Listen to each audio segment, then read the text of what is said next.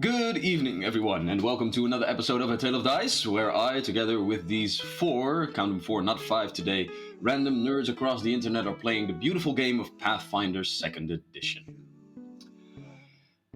As I said just a few moments ago, this day we are playing this beautiful game without our companion, Crystal. So, with her missing in action, her action will be taken over by none other than our beautiful companion, Vincent. Mm-hmm. Because last we left off, our heroes were in kind of a combat scenario where the spectral tiger might of Olam will come very handy indeed. So she will be with us in stats and in spirit, but not in the flesh. Yeah, so time to simp for someone else, chat. I would suggest Maxime. Too late. I would very much appreciate it. The simpage can be achieved in very many ways, shape, and form with very many different people as well. So, who knows? You might all get your own little flavor of simpage tonight. Oh, I should say. Oh, I like it. Flavor. But that still remains to be seen. So, if we want to see all of that, shall we play a game?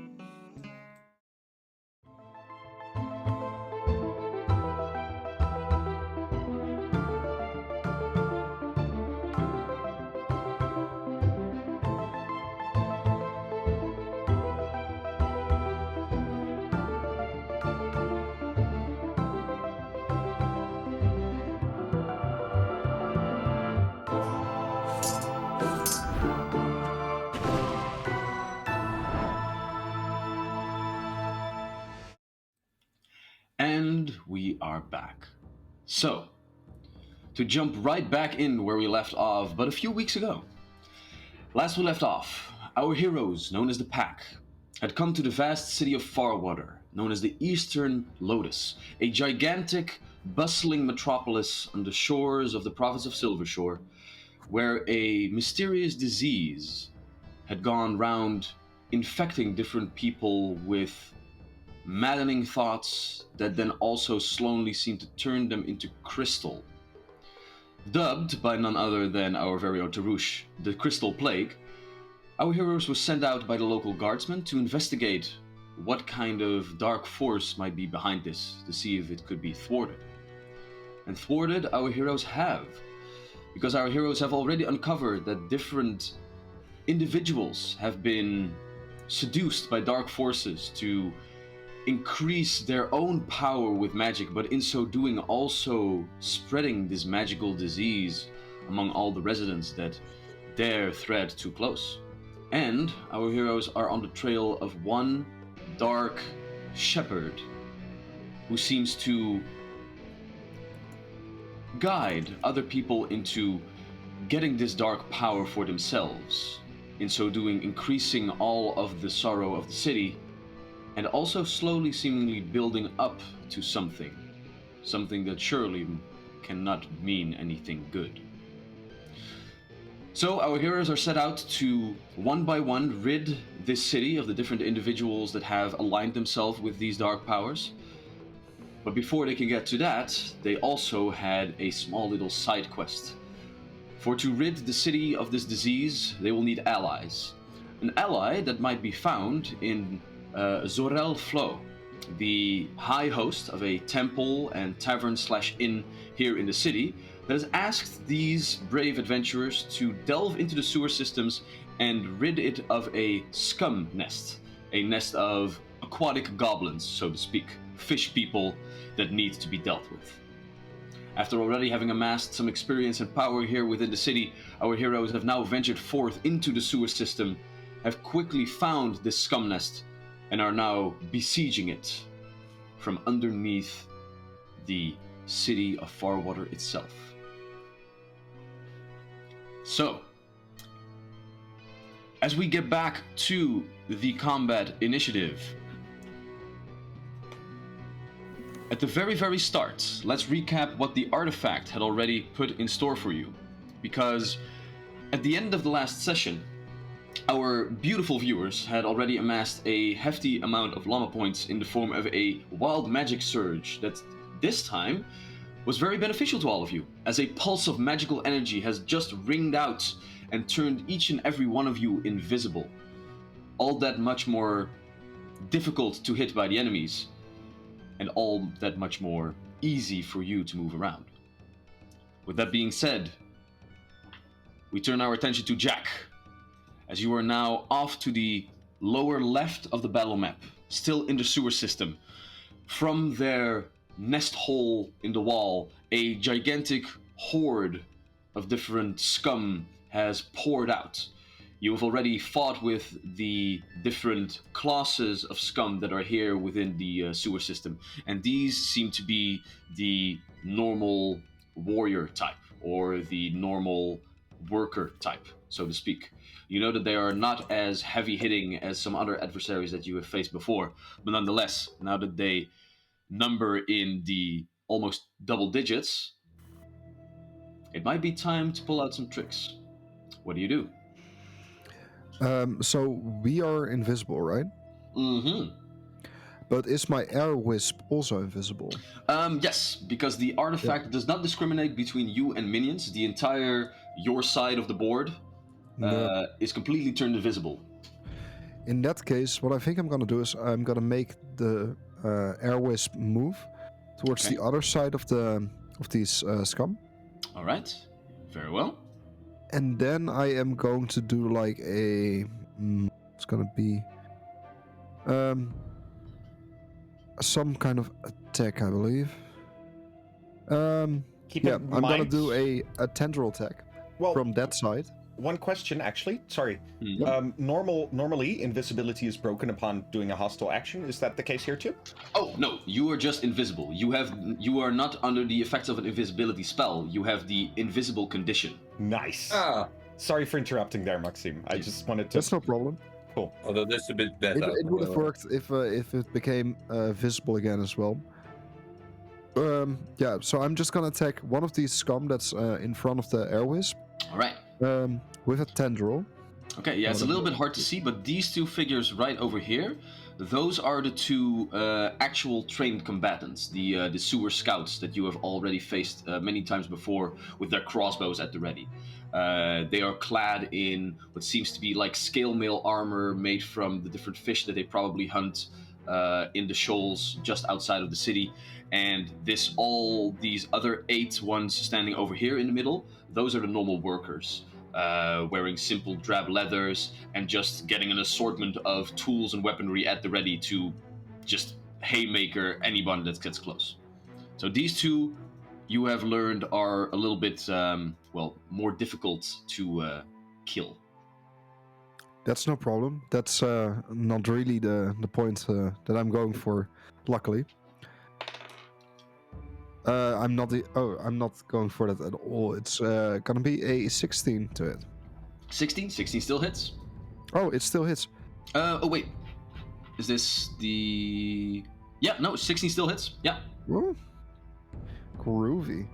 Mhm. Let me have a quick look. That's a D4. That's 4 points of bludgeoning damage.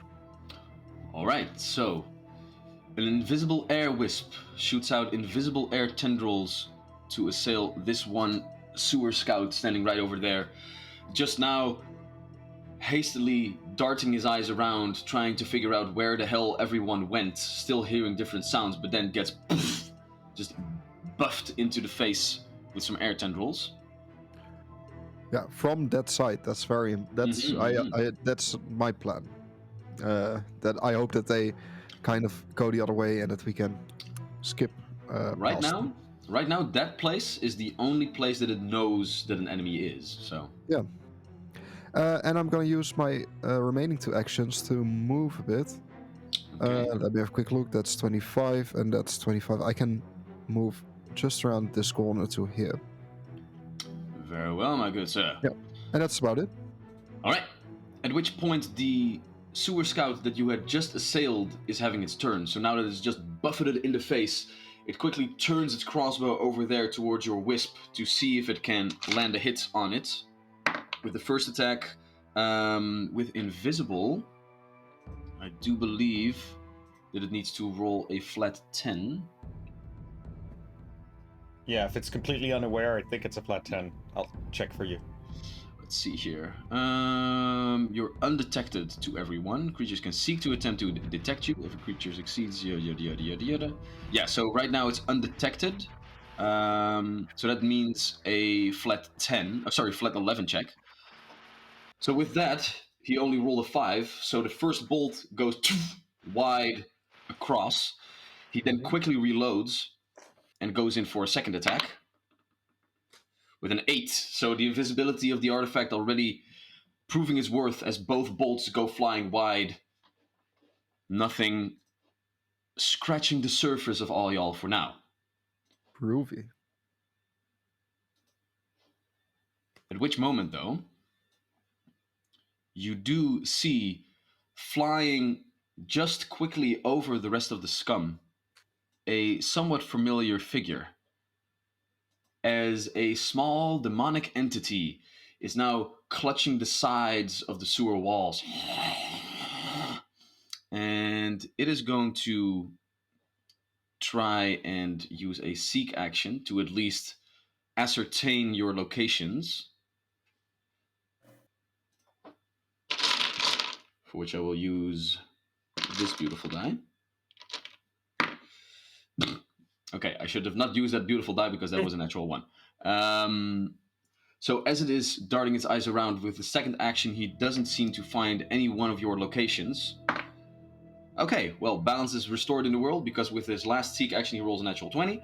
And at that point, I will say that for the sake of this, he at least knows the location of Olam, Edge, and Crowin. Because you guys technically weren't hidden, you just got the invisibility condition, so you didn't really have... Oh, no, wait, that would be stealth DC, of course. And I do believe that all of your stealth DCs are lower than 30.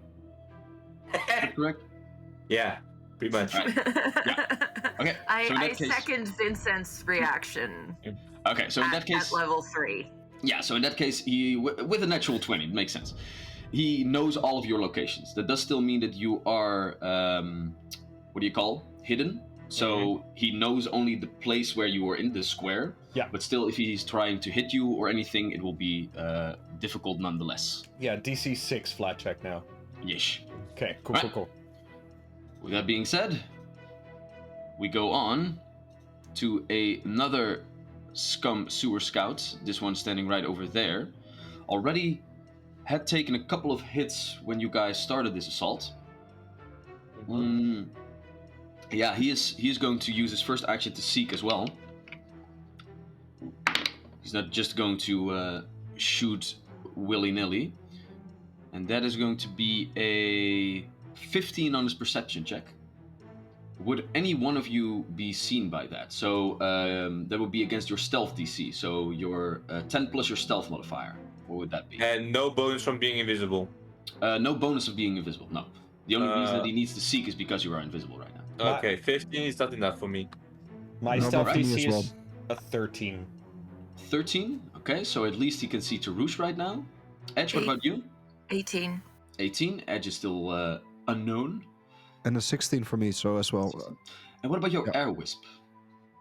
Ooh, that's a very good question. Give me one minor second. That would be... Ooh, stealth. Does it have a stealth thing? Strength con... yeah, Then- here. No, it's Air Wisp is also still invisible. That's a 17. Okay, so Tarouche, you are the only one in your clink-clanking armor that is being at least perceived by this sewer scout. However, can he even... you're far away. So yeah, with his last two actions, he's just going to move over here and try and unleash a bolt at you, but it will be in the second range increment, I believe. Let me just check real quick. That is 50 feet, yeah.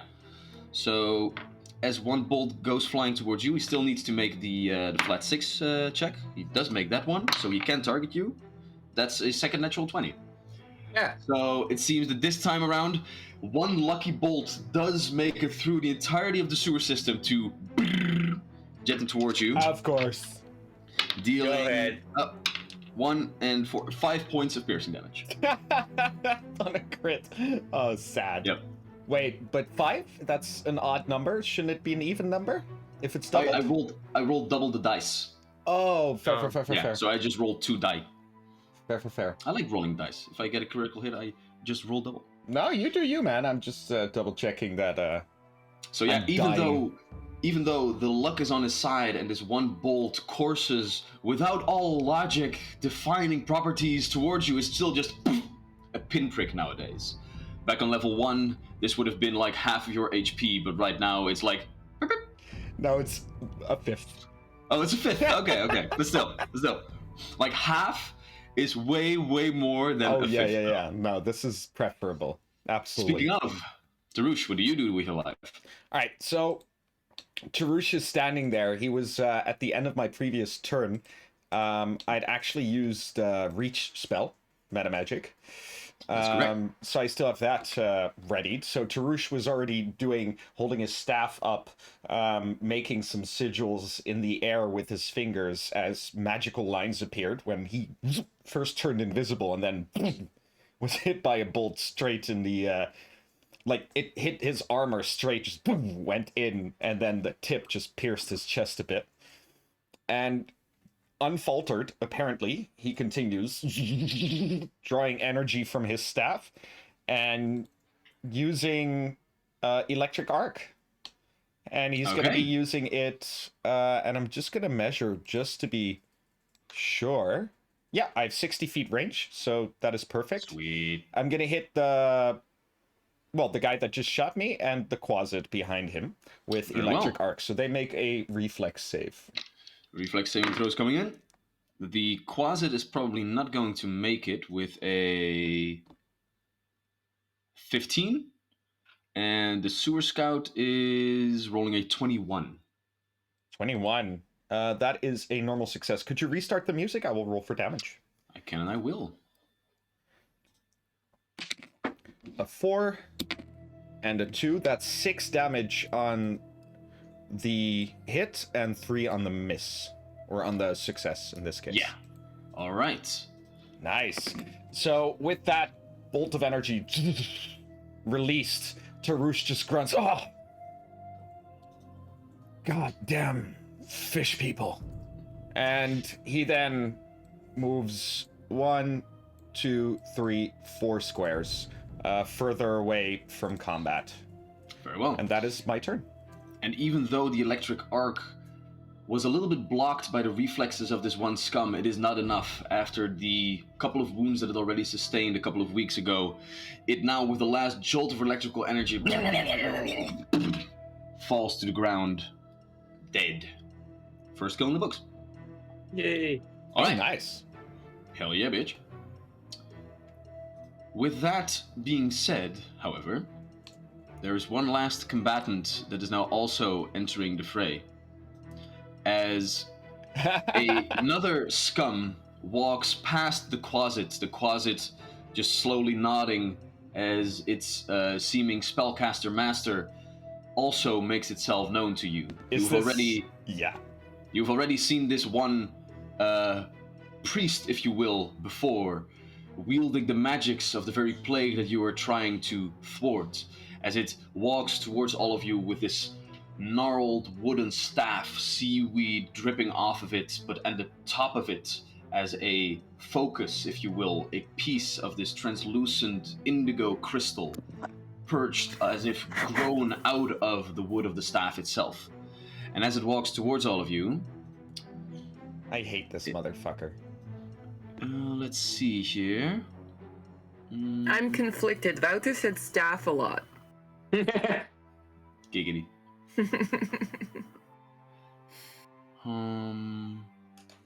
Yeah, so what it will do is, as it walks forward, the one scum that had just died and fallen, it takes a couple of steps, and as it slams the staff next to it, different crystal protrusions begin to erupt from the corpse of the scum as it reanimates. As he casts Animate Dead on it.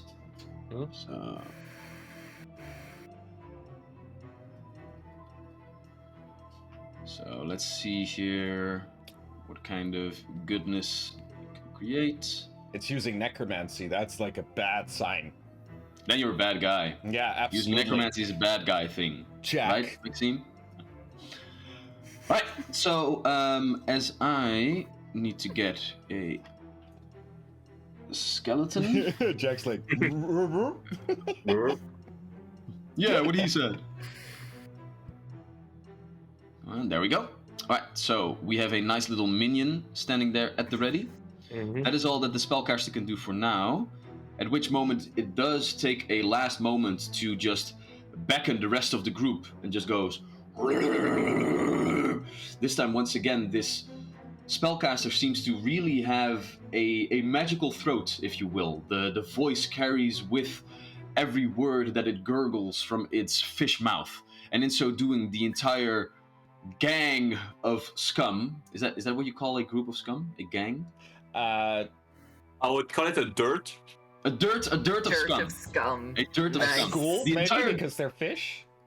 school, then, I guess. I mean, School of scum? but School still, of I scum. want to rewind back to the magical throat part, Wouter, and say you would know one.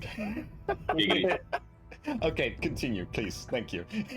Right, so they are going to first use one action to basically just take a look around and see who they can target. So for the sake of this, how am I going to do this? I'm going to do it like this. So, okay, so this makes it easy for me.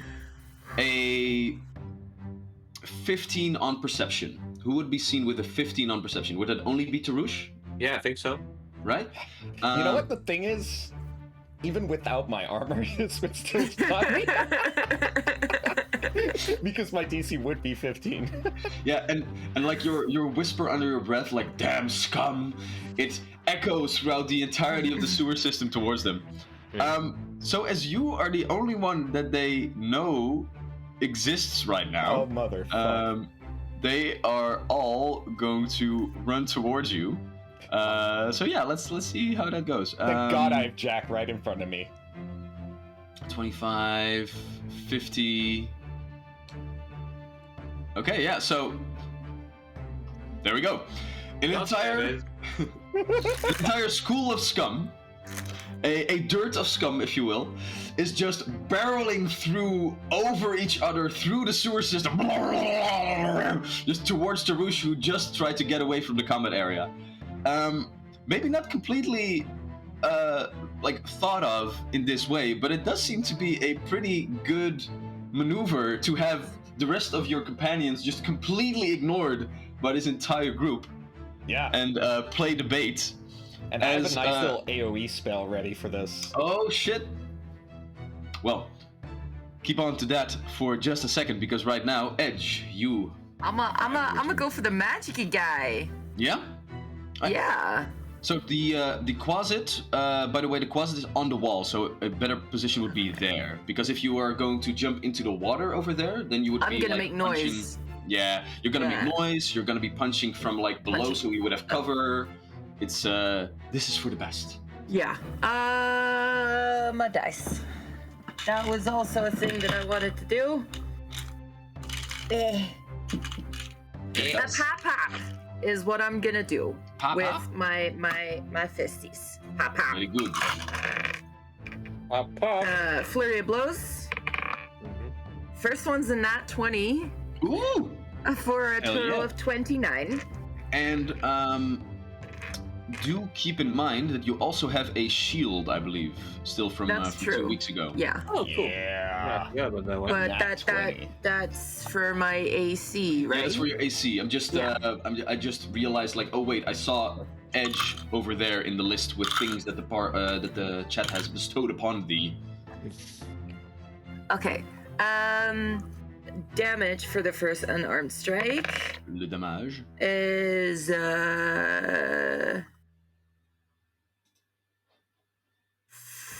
14. 14 points of damage. Nice. Yeah, As you run up because you and- add the modifier and then you double it, right? Yeah. Yeah. And I rolled a 6 on the die, so Hell yeah. hell yeah. That's also a stunning strike. It needs to do a fort save. With this, it will activate the shield spell that it had active to just buff itself a little bit, so the damage Okay. will be reduced a little bit, but still, it's not enough to block the entire incoming blow, so the arcane shield gets bursted, your fist connects, and with that, you can also push onto that, like, nerve point that you had targeted and see if you can stun this mofo. So that is a fortitude save on his side, right? Yeah. Natural 19 for a total of, let's see Yeah, here. no, my Yeah, class 26. DC is 18. You're Yeah, fine. yeah. 4 You're now. fine. Okay, so it's not stunned, but that's okay because I have another pop. Pop, pop! That is 16 on the die, minus 4, and my modifier now is 9, so that's plus 5 is a 21 to hit. 21 hits. Isn't Yay. it -8 because you did 2 attacks? Oh no, sorry, no, go ahead. Oh. I'm bullshitting. Oh, you silly Vincent. Yeah, Yeah. no, this is my first penalty. Oh yeah, true. 3 damage! 3 points of damage. 3 points of damage! All right. Wouter, did you notice you were being fed as well? Oh no, I did not. Cool. I have a treat for the people that are trying to feed me. You can literally make me eat a bag of dicks. Bag dick. Then I am so happy that it was me. Says I. 'Twas I. Okay, pop worked. Stunning strike did not work, bitch. That's not how you eat a dick, Wouter. I'm so disappointed. Thank God the stream is NSFW. Somebody really has to show him how it has to be done. Yeah. Wait, let me get out. Okay, never mind. Maxine, call me. I'm just around the corner. Okay, yeah. I'm not sure if I can do another stunning fist. I think so, because I can't do flurry of blows twice in one round. No. But But it doesn't- I wouldn't do a stunning face if you have a -8 to your hit. Yeah, that's also true. Eh. Now, Stunning Fist needs to be specifically when you target the same creature with 2 strikes from your flurry of blows. Yeah, Yeah, I already did that. You Yeah. just didn't. You didn't fucking stun. Yeah, pop. Pop. I'll just hit him. It's not gonna hit. That's 11 on the die. Sorry, for a total of 12. This time the 12 does not connect indeed. Yeah. That's 2, 3. Can I just like not do anything with my last turn? Because Sure. I don't want to move, and attacking is not gonna hit anything. I mean, you Okay. can always fish for natural 20s. You can also just roll. But didn't you already moved once, right? Yeah, And you attacked. but and I you don't attacked want to twice. move because I'm attacking Yeah, the magic-y guy. So you're great. You're good. You could did all flip your them turn. Huh? I could. You could use the flip off action. Crying is a free action, right? Crying is a free action. All right. At which point, Vincent, we come to Olam. What Yeah. will Olam do this day? Alam is gonna do something special. He's gonna start casting a spell and charging it up, and maybe casting on the next turn if she's not interrupted. Oh, that one! Yeah. Crystal told me about this one. So basically, all y'all just hear like Goku charging its spirit ball. Oh man, that's exactly what I immediately went to. Yeah. Okay. Very nice. And very nice for this initiative order, because now we can go to you, Crowan. Yeah. You still have a wisp of green energy enforcing your right arm as you have a fierce strike that the artifact had bestowed upon you. Also, okay, great. So I'm just gonna You go. believe so, right? I don't remember. Oh, no, wait. I am gonna check. No, sorry. but I see. Jack yes. Jack is a fierce attack, but not Oh, I. good. Yeah, no. But Maito Yeah, go 80 ahead. had just Oh, great. redeemed one. Yeah, that'll come in next round. Yeah, so that will only come in next round where we check in. Bummerino. I'm sorry. But you will have it next turn. Does he count as flat-footed because I'm invisible? I do believe so, yeah. You haven't been detected. hidden. Yeah. Oh, and you're undetected, yeah. So hell yeah. No, the Quasit did see me thanks to his natural 20, but... Yeah, so the Quasit is, but you are, the Quasit is still flat-footed from you because you are hidden. Oh, okay, That's great. enough to make it. So I'm gonna see if I hit him. Ooh. Let's see. I forgot what was my bonus with the mace, but I think it's a decent 28 to hit. Woo! A decent roll indeed. Yeah. Is that? I suppose that's a crit. That is indeed a critical hit, my good sir. Okay, so I'm gonna first roll basic damage, then the sneak attack. Good job, everyone. 4, And this is going well for you. 9. 9 I don't like the way he said that. He said that like he's about to drop an even bigger monster in the middle because this is going so well for us. Yeah. Yeah. I can always just like add stuff in the darkness over there. Like, Yeah, oh no, fuck wait, you, there were man. like 20 more scum over there. There we go. He gets 26 damage. 26. I know less because I double rolled the I double rolled the sneak attack, so that doesn't count. So it's sorry, believe- my bad. Doesn't get precision damage also gets doubled, right? No. Yeah, but I doubled sneak attack damage and I doubled the total, so that doesn't work. Plus 8. That's 20 damage. 20 points of damage. All right. Yeah. So you don't one-shot him outright this time, Yeah. but from the darkness does come this wheezing sound of your mace traveling through the air, and the Quasit is like buffeted against the sewer wall. It is not having a good time whatsoever. Wait, I can do we have see one each left. other? No, but you at least I hear... probably would have ducked then. Edge is a little taller than Crowan, and it just went like, whoa. Edge get hit in the Yeah. face. With my last action, I'm gonna try to hit him again, see if that works. I see something that will happen on a critical failure here. I don't know. Okay, Not rolling a new character. I'll just leave the stream. that's a 24 to hit. 24 hits. 3 plus d6 plus 9, 13 damage. 13 points of damage. Yeah, man. This Crowan the Rogue being the DPS machine over here. As the second mace strike, this time though, after being buffeted towards the cave wall, the Quasit is now jetted off it and just falls into the water, where you can hear it bubble and sizzle until it is no more. Yeah. It could do exactly one thing, and that was look. Good job, Alright. dude. Yeah. Yeah. Yeah. So that was it. That was my turn. At which Nice. point, this sewer scout that is just standing next to you is going to go ahead and have its turn. Mm-hmm. As it did see that you just attacked something from your square, so it does know now your location. So you are no longer hidden. Sorry, you are no longer undetected. You were just hidden. Yeah. So it can actually try and make attacks towards you without its seek action, but it does need to make flat 10 checks, I believe. So Fair. let's see how that goes, as this one is just going to rake you with its claws, or at least try to do so. Okay, so that is a natural 20, but that was the flat check. Ah! So it does target you for a 23 to hit. That hits. All right. Second one misses because you are hidden. Mm-hmm. And third one, natural 19, so that does target you. And then becomes like a 12 to hit. That's not enough. No. All right, so, but one claw does manage to rake you for a total of 5 points of slashing damage.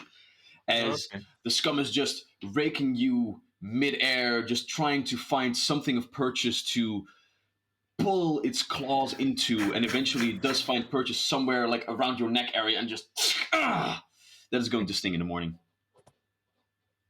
It stings now. Yeah, okay, cool. With that being said, however, as this claw has entered your body, Crowan, the artifact so too enters your body, as now this green wisp of energy does empower your next strike with a fierce attack. Mm-hmm. And next to that, I believe... Jack also had a fierce attack left over. Jack also had a fierce attack? Edge still has the shield up because they are not targeted yet. But other than that, no extra boons. The artifact already given you a nice little leadway with the invisibility is just like, yeah, you got this. Got this. Alright. That being said, the man with the first attack himself, Jack. Yes. Let me have a quick look. I am going to try to do 2 things, I believe. First of all, I'm going to move myself to here. Just in front of them, and then to the left. And let me have a quick look to my wisp that I still have there. Mm-hmm. I'm gonna attack. Let's attack once and then see. I'm going to attack the scum that's next to the wisp. Yeah, okay, so the same one that you had targeted before. It's a 14 to hit. A 14 because of flat-footed hits. Ooh-wee. Because of the flat-footedness. That's 2 points of bludgeoning damage. Aww. Very well. And let's just try it again. Ooh, that's also a 16. 16, yeah, still hits. Cool. That's 3 points of bludgeoning damage. Nice. So in total, 5. Yeah. Let me have a quick look.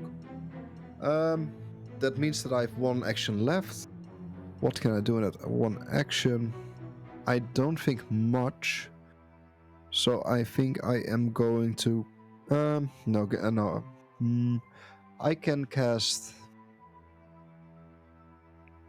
I will cast Message Mm-hmm. on Okay. the scum, the last, or on the last scum of this group that is approaching us. Okay. And I'll just... it doesn't even really matter. I just say some words like...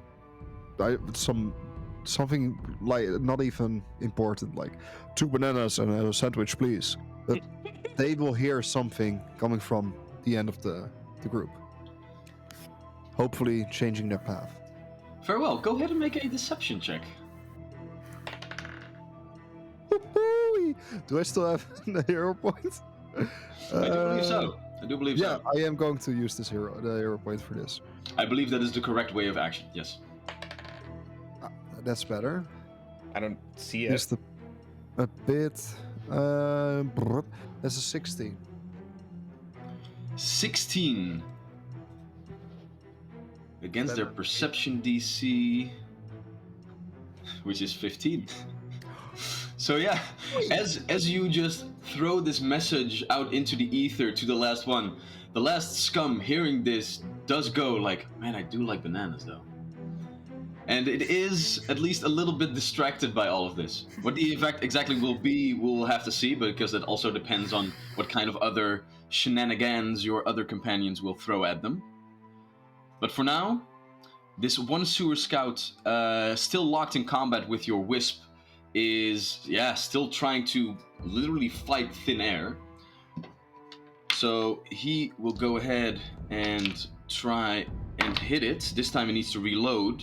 Okay, so that's another natural 20, which is the flat check. So that's already 2 natural 20s and a natural 19 dodged because of the invisibility. Mm-hmm. But it does target your wisp. This time comes in at a 17 to hit. Let's see. Maximus Prime. That's very true. What did you say to hit? 17 to hit. Ooh, that does hit, actually. Alright, in that case, the wisp takes 3 points of piercing damage as a bolt does jet it, and for a moment is being thwarted by the air pocket over there that is now elemental in nature. 3 points of damage, yes. Okay, yeah. That is all that it can do right now. As Tarush, it is time Nice. to unleash your power. Yeah, so Tarush basically gathers magic again from his staff as he holds just this tiny little pocket of sand, and he inhales it and blows it out again in this 15 feet cone of, a terrible dust wind, basically. let's see, my 15 feet cone would then be, snapped a corner. So, up to here. So Yeah, so basically we'll these 3 would be hit. Only those 3? With the 15 feet cone, I think? Oh, no. Yeah, I will say with a 15 feet cone, you get all the way to the second square, because like one square to the side is 7.5 feet. So you get to this guy over here. I will say you get these 4 then. Okay, that's fair. I'll Fair. take it. Think of this. Nice. So, Yeah. and they need to make a, let's see. Oh, where's my thing? Oh, there it is. They need to make a fortitude save. And water creatures and plant creatures use the outcome 1 degree of success worse. And I don't know if these are water creatures, but I'm hoping they are. I'll say they are. I'll say they are. Yeah. Do they have? Oh no, wait. No, I don't think so. They don't have the water trait with them. Oh. No, they have the amphibious trait, but not the water That's trait. fair. Like Well, I water mean- elementals. I imagine like their gills might get clogged up, you know. But I will give you this. I rolled for all 4. The highest number is an 11 on the die, which comes to a total of 17. Nah, that's a fail. And the lowest one is an 8. That's a critical fail. Perfect. All right, so and then a 11 and a 12. So Those are normal fails. Yeah. All right. So the normal fails, they take 6 damage. 6 points of damage. The critical fail takes 12 damage. And the normal fails are dazzled for 1 round, and the critical fail is dazzled for 1 minute. All right. Well, I got good news and bad news. Good news. The bad news is the guy is not dazzled for 1 minute. The good news is because he's dead. Indeed. Nice. Fair enough. Nice. So I'll take it. as your burst of arcane energy dazzles each and every one of them, in front of the group at least, they do now very much know where you are. They already knew where you were, but now that they have a point of origin where this sparkles came from, they are now honing in on your position, but not without having sustained hefty damage themselves. All right, that's fair. I'm just checking, like, what kind of action the sneak skill action would be, because do I move as well? Yes, straight up to half my speed. So I'm gonna try and hide again. So I'm gonna Okay. move 2. I still have 1 action left. That's why.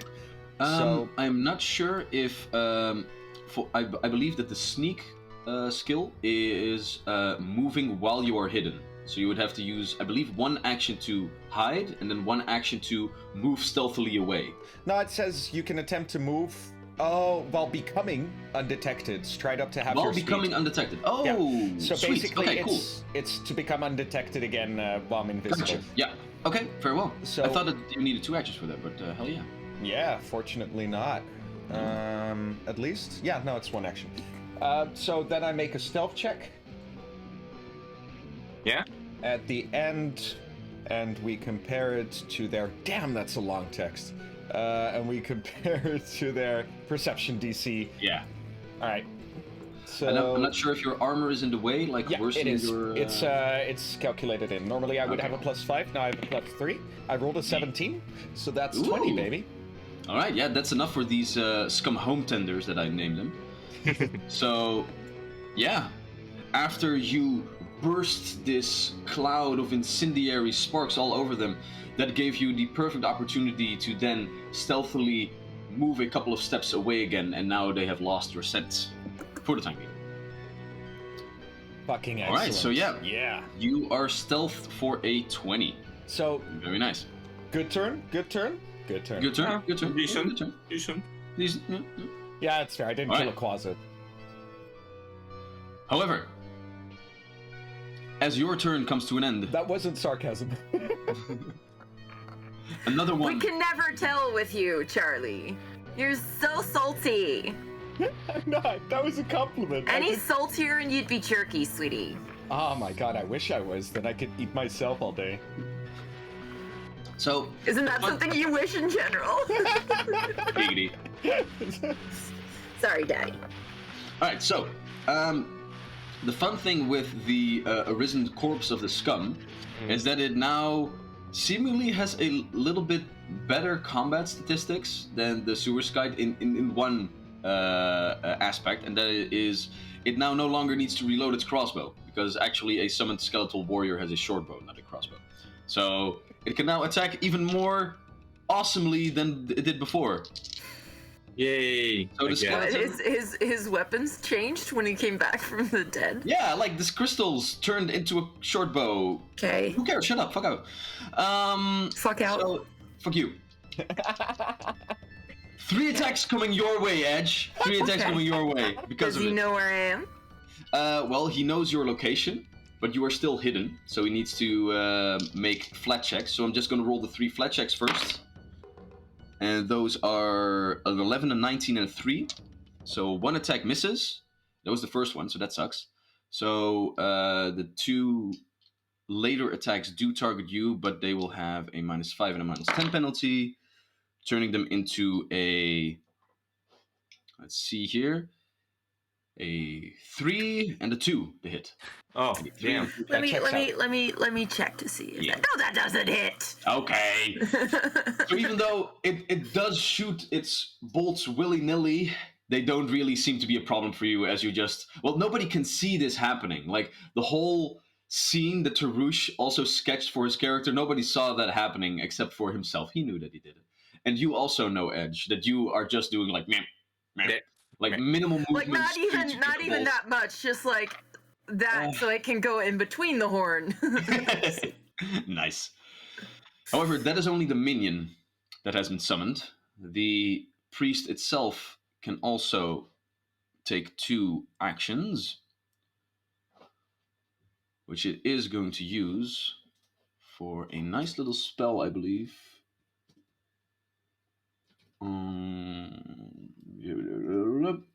Which I need to look up the details for first. There we go.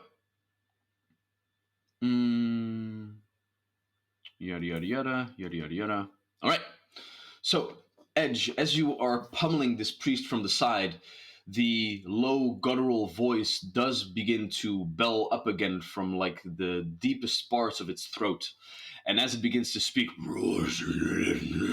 you can almost taste the dark influence of the shepherd coming with the words and trying to pierce your mind. Okay. That is going to be... Oh wait, that was for the targeting. That is going to be... Ooh, that's a natural 19 for a total of 26 That to hit hits. against you. Is that a critical hit or is it a normal hit? It's a normal hit. Normal hit? Okay. So with that, you take 8 points of sonic damage as the words begin to thrum in your head, and the buzzing just won't cease. And over the course of his speech that takes up most of its turn, you just the headache begins to increase and increase. Okay. I'm fine. So that is what they will do. Can I At need which you point, to restart the music again? damn, you roll 20. All right. At which point the the dirt of scum is going to have their turn. Let's see here. Because they have 2 incentives. They have on one side the dastardly deception of Jack, and on the other side the dazzling display of Tarush. Yeah, they will choose for Tarush this time. So while still dazzled, they will go and try to look for you again. So I do believe. Let's just see what happens. Okay, that makes my job a lot easier. That is a 22 under perception check. So even though if it would be against your stealth DC or against the stealth check that you rolled just now, I believe because it was a 20 last time around, right? Yeah, I rolled a 20. Yeah. So Okay. he's spotted. He's spotted and he is swarmed. So they use 1 action to look, 1 action to move, I will say. It's just like this is a logical way that they would swarm around you, right? Like from the side. And then they all have one action left to try and make an attack against you. So do you need to roll for dazzle, roll for invisibility, and then roll to hit? No, because the invisibility and dazzle basically is the same. Like because of the dazzled condition, I believe that they have to like you're hidden from. You're I don't know, one of those words. They have to roll. It doesn't stack. It doesn't it's stack. the same. They have to roll a 10. That's what it says. An 11, sorry. With another natural 20 that you guys dodged. 4 of these attacks will come through. 2 of them will miss due to dazzling invisibility nonsense. And with that being said, we have...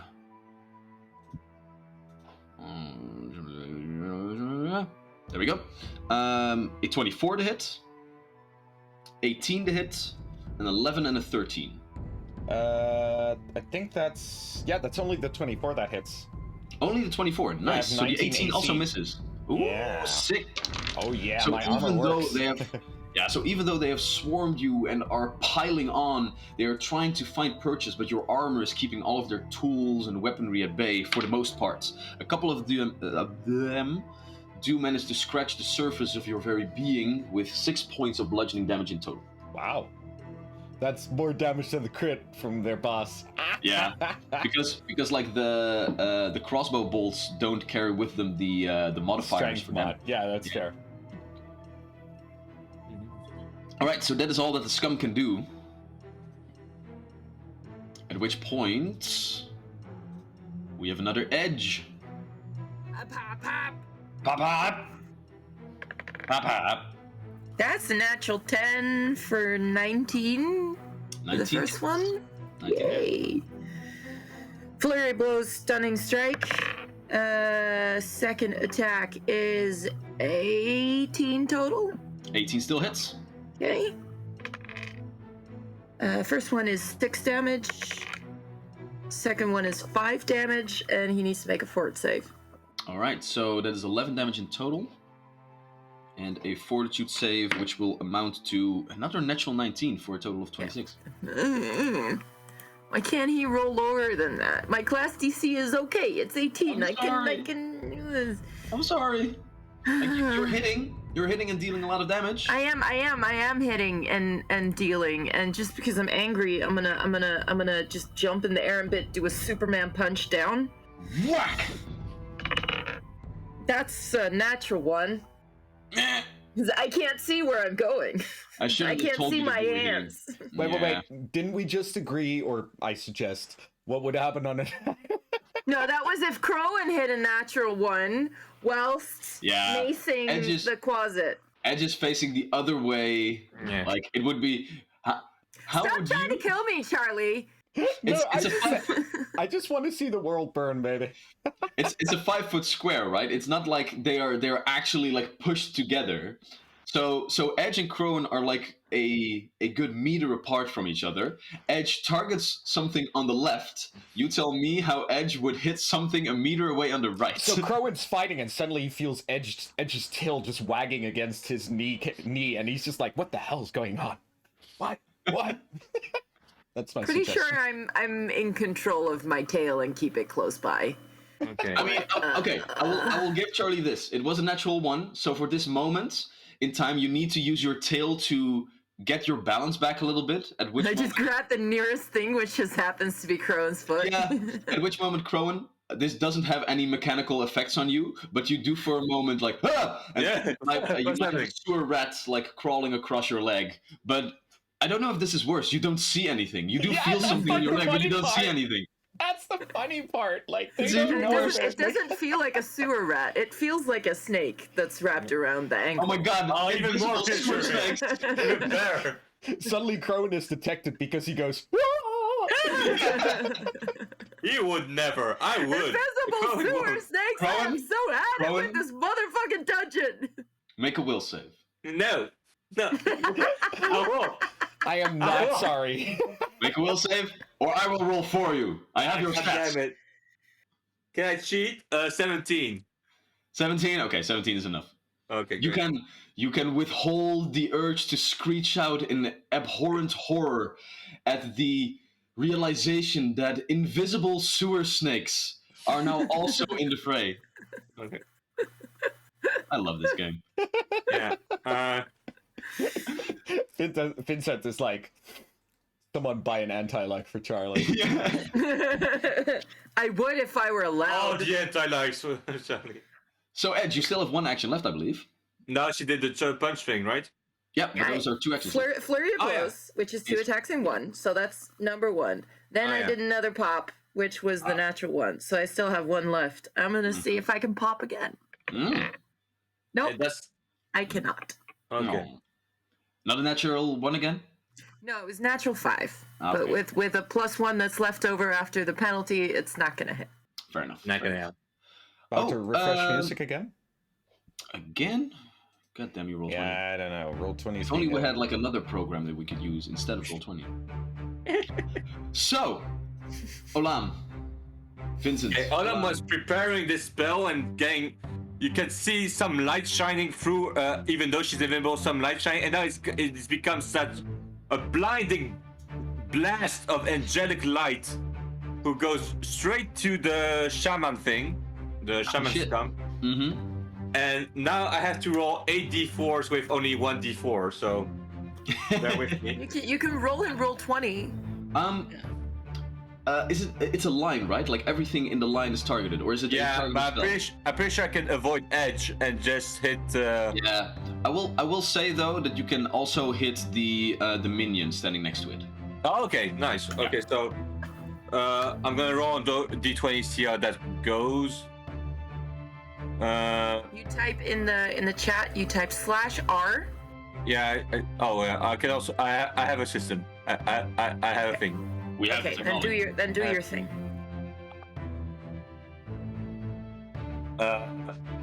I rolled a d8. Sorry, that was had to be a d4. Dude, I thought that was a bit of a lot. If you Okay, haven't seen already, by the way. Yeah, you got it. I have a 23 on the with my total 23 damage, and they can try a dex save, I think, to have the damage. Okay, so I mean, these are good rolls. A dex save? A reflex save, I think. yeah, reflex. Yeah. Okay, Excuse my French. so that is a 7 on the priest. So that seems like a critical failure. I would think. 2 Yeah, plus it should be. 5 for a total of 7. Okay, so I'm pretty sure that no, if he survives, he's blinded for 1 round. But it's a critical fail, right? So that is 46 points of damage. Yeah. So if he survives, he's also blinded. That's what I'm saying. Yeah, no. How do you want to do this? Basically, well, you remember the Boo saga in Goku with the big spirit Like bomb and the Boo disintegration just gets shit. disintegrated, and there's nothing left. Well, that's with him, but he leaves his staff behind. It's fine. Yeah, he conveniently case. leaves all valuable items behind. The rest is gone. As far as this minion. Magical items cannot be damaged by normal means. So, as Olam, well, you know what? When Crystal is back, she can depict how Olam does this actually, because all of us, we can't see anything. We only see the beam of light eventually emit from like the invisible space of Olam. So as this beam of light bursts forward after being charged for not 1 but 2 full rounds, Yeah. 6 actions in total, it bursts out. The small skeleton figure is completely annihilated as more than 4 times its total hit points are bursted into its face with radiant fervor. The beam then passes onwards towards the sewer scum priest that now still has the gurgling sounds, the biting word spell still holding strong and being capable of repeating it every turn edge. If it only had the time, because the light bursts forward, and as the gurgling sounds begin to come more into a frightened tone, the sewer priest evaporates and as you need to squint your eyes, you see nothing left of this figure but a beautiful hat and a staff laid out like, beside it. And she's just gonna be like, Yeah. fuck, does that mean I'm breathing him? Just like for 1 second, for one full second, Edge is very disturbed by the fact that they might be breathing inhaled, evaporated scum. Yeah. And then they're back in the fray. It's like Might not be inhaling the, like a poisonous toad. All right. Time for your spirit quests. I see a new arc. With Olam being the center of attention, even though Crystal is not here, Crowan. She's What do you do? always. I'm gonna use that Yeah. Spear's attack to try to finish off the two scums on my other side. Very well. First, the first scum is gonna get an attack on. Now you have the fierce attack. Yeah, I have a fierce attack, so it's a 33. 33. Yeah, that's a critical hit. Yeah. So, I love how Vincent is always so casual when he names these high numbers. Like, I would be ecstatic. He's like, 33. I'm used to it, man. I was plus 8. There's 19 damage. 19 points of damage. Yeah, and with that, your mace finds purchase once again as this sewer scum's brain is just burst over the side of the sewer entrance. Have you guys seen Invincible? Sorry, I'm being distracted. I did. Repeatedly. In the first episode, you have one no, of the spoiler alert for anyone who hasn't watched it. You guys know. seen it You guys yet. know. Y'all Yeah, should watch I Invincible on Invincible is good. Prime Video. It's a fantastic comic book superhero show with like nice twists. Oh wait, is that where the meme comes from? Yeah, Look it's where what the they meme- have to do to mimic Yeah. a fraction of our power. Yeah, that. Think! Yeah. Think! Think, Mark, think! Yeah. Alright. That is I'm what gonna we go want. ahead and try to hurt the other scum with my last action. And that is less, but still probably a hit. That is a 16 to hit. 16, yeah, still hits. Okay, great. For 10 damage. Plus 10 the points of sneak attack, there is 12 damage. 12 points of damage. Together with the damage that already been done by the air wisp that Jack had summoned, this scum also succumbs to its wounds and is fallen to the ground dead. Crowing's feeling a certain feeling that I think it's pride, hubris. What is Feeling pretty good. feeling? As this has all transpired, and we are at the top of the initiative order, the scum that are now completely enveloping you, Tarush, halt their assault as they gaze towards the other side of the sewer system and see that not only their leader has fallen, but all of the trained combatants are also down for the count, with the blood still dripping off of Crowan's mace that they cannot see because it is invisible. At which point they decide to flee. And the last couple of scum just dart away into all different nooks and crannies to get as far away from all of this onslaught as is scummingly possible. All according to plan. And after you have decimated this scum nest in no more than a couple of seconds, without as much of a scratch, I believe. Like a couple of scratches here and there on Tarush, I think, and on Crowan. No, literally just me, I think. I got a bit. I got a 5 hit point. I got a tiny little bit of hurt when the shaman did the spell thingy. Oh yeah. Only my wisp. So yeah. Good job, guys. Once again, the thing that's most broken is Charlie's ego, and I like it. No, it's like just my mind in general, my psyche. But, you know, we can dedicate a whole session to that sometime as well. Let's. And we all know that, like, Tarush's ego has the highest amount of hit points of all the egos and physiques of our characters. Yeah, let's feed it more, because it's not big enough yet. Yeah. So, however, the day is yours. Victory is yours. A hell of a good morning. if I say so myself. All of you gather towards each other, and as you slowly begin to see each other again, it seems that the magic of the artifact is slowly giving way. Am I still holding Crowan's ankle? If you want to. I am. I totally forgot that my tail did that. Sorry. And Crone goes, Be like, oh, sorry. Oh, sorry. what? Scusa. Well, actually, Cohen was like it dragging did. you with him because he's like a bit away at this point. Yeah, I probably would have moved with him because those were the only scum still left Yeah, alive. so you're like, anyway. what the hell? Okay. I guess. It's stuck. It's stuck. Let me just and I kind of like Remove unwrap it. Okay. Hmm. Hmm. Well, we did a. We want to search on the lair. We did a Yep. good job here. And I grabbed the staff and the hat, like I jump for the loot. No, I grab it and I try to identify them immediately using Arcana.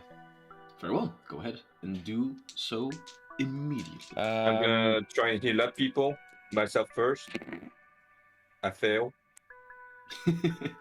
And Ave is healed up, but for let's see, I mean Edge, because we haven't wounded Ave yet.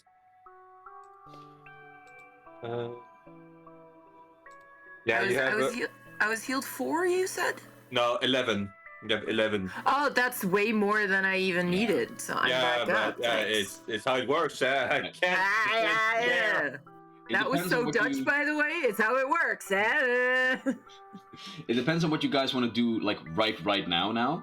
But if you guys are done here in a couple of minutes and then just exit the sewer system by the use of Olam's knowledge of the ways, hit point damage will not be a problem. You guys Okay. can just like retreat to the lake house in a bit and just heal up again. So, I think we do want to loot, destroy anything they may have counted as a settlement. Like if they made a lair, we might make sure they don't return.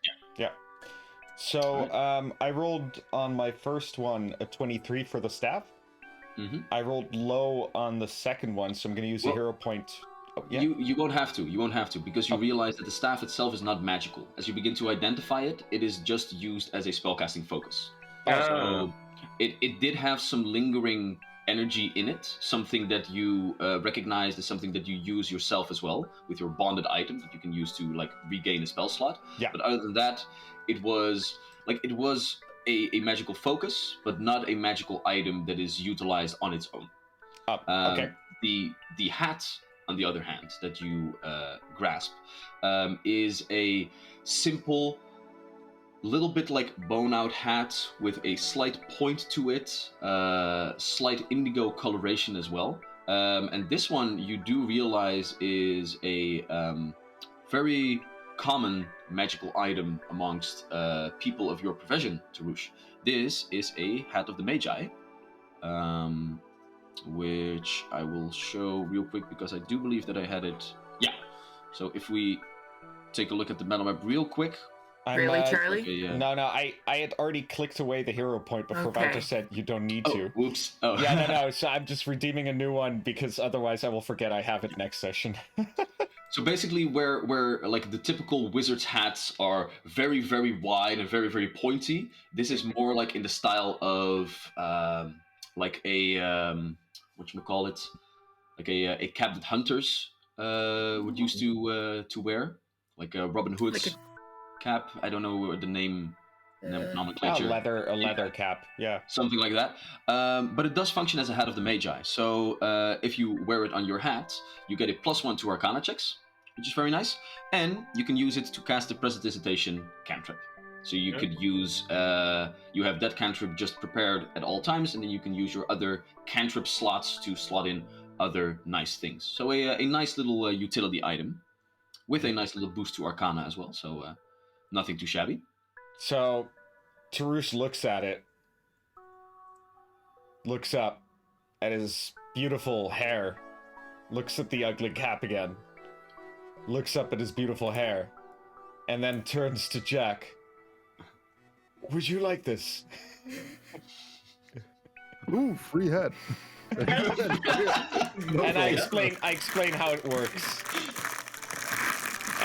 But yeah, I'm just nah. It's just not something Tarush would wear. I just can't. I'm sorry. I think roleplay takes precedence over mechanics here. But also just Jago, ooh, free hat. Not even listening to what it is. So this is a magical. Okay, you're already wearing it. It might smell like. Oh, okay. Oh boy. I mean, you can cast prestidigitation with it. So if it smells like rotten fish corpse, then you can easily make it clean again. Easily. So yeah. Do I have to cantrip? With that being said, however, there is still the entirety of the scum nest. Water sewer nest. There we go. Yeah. Which you can enter. Mhm. So we can go to the battle map one last time, Charlie, to just take a look-see.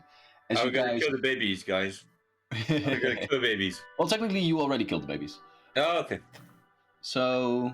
Wait, this is not visible. I want it to be visible. Visible. Visible. There we go. All y'all can see the entire nest, right? Yep. Yes. Right. Can you check? Fucking crystals again. Yep.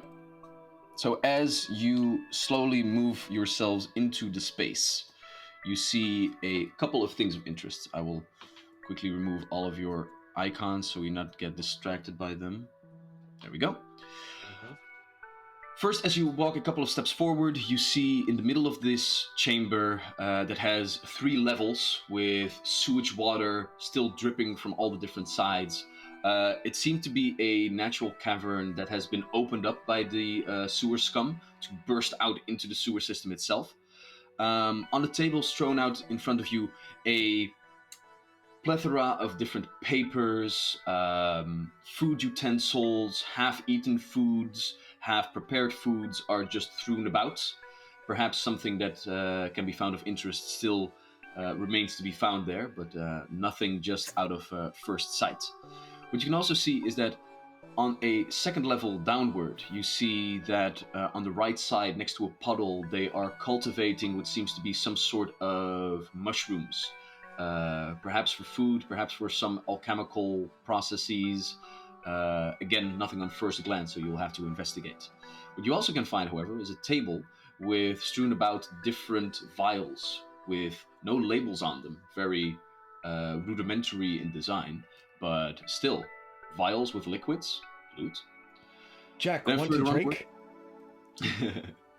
Then further onward to the left, you can also see that a couple of crates are laid out, probably with some supplies, but also the different crossbows that these scum used are also like laying out to the wall at the back, as well as a couple of these trident spears that you also saw that one other scum used before. But at the very far end of this cavern, a large crystal protrusion, probably cultivated in the same magical mean that your other adversaries had done so themselves. As a sort of shrine, you can see blood splatters all over the crystals. You can see piles of ash strewn around it where they probably burned some offerings. But what you can also see is that as you gaze upward, a familiar pattern of moss that you learned glows up in the dark can be seen. 2 streaks in like a diamond pattern, and indeed Tarush with the 3 dots in the middle. Mm-hmm. And a nice little box standing right next to it. A chest with beautiful metal inlaid bolts. A lock that has been hammered profusely by the scum, but they weren't able to open it just yet. With a nice little insignia of the Silver Sentinels engraved upon it with the 2 S's. I just immediately beeline towards that chest with my thievery tools. Very well. Mm-hmm. I guess I'll go for the vials. The rogue be like, okay, here's my task gone wrong. Yeah. No, it's like, I think I've... I guess I'll just wreck shit. I'm gonna sabotage the weapons or make sure they're broke. That's a 19 on the die, and I think my thievery is a +8. Yes, it is. So that's a total of 27 to pick the lock. Hell yeah.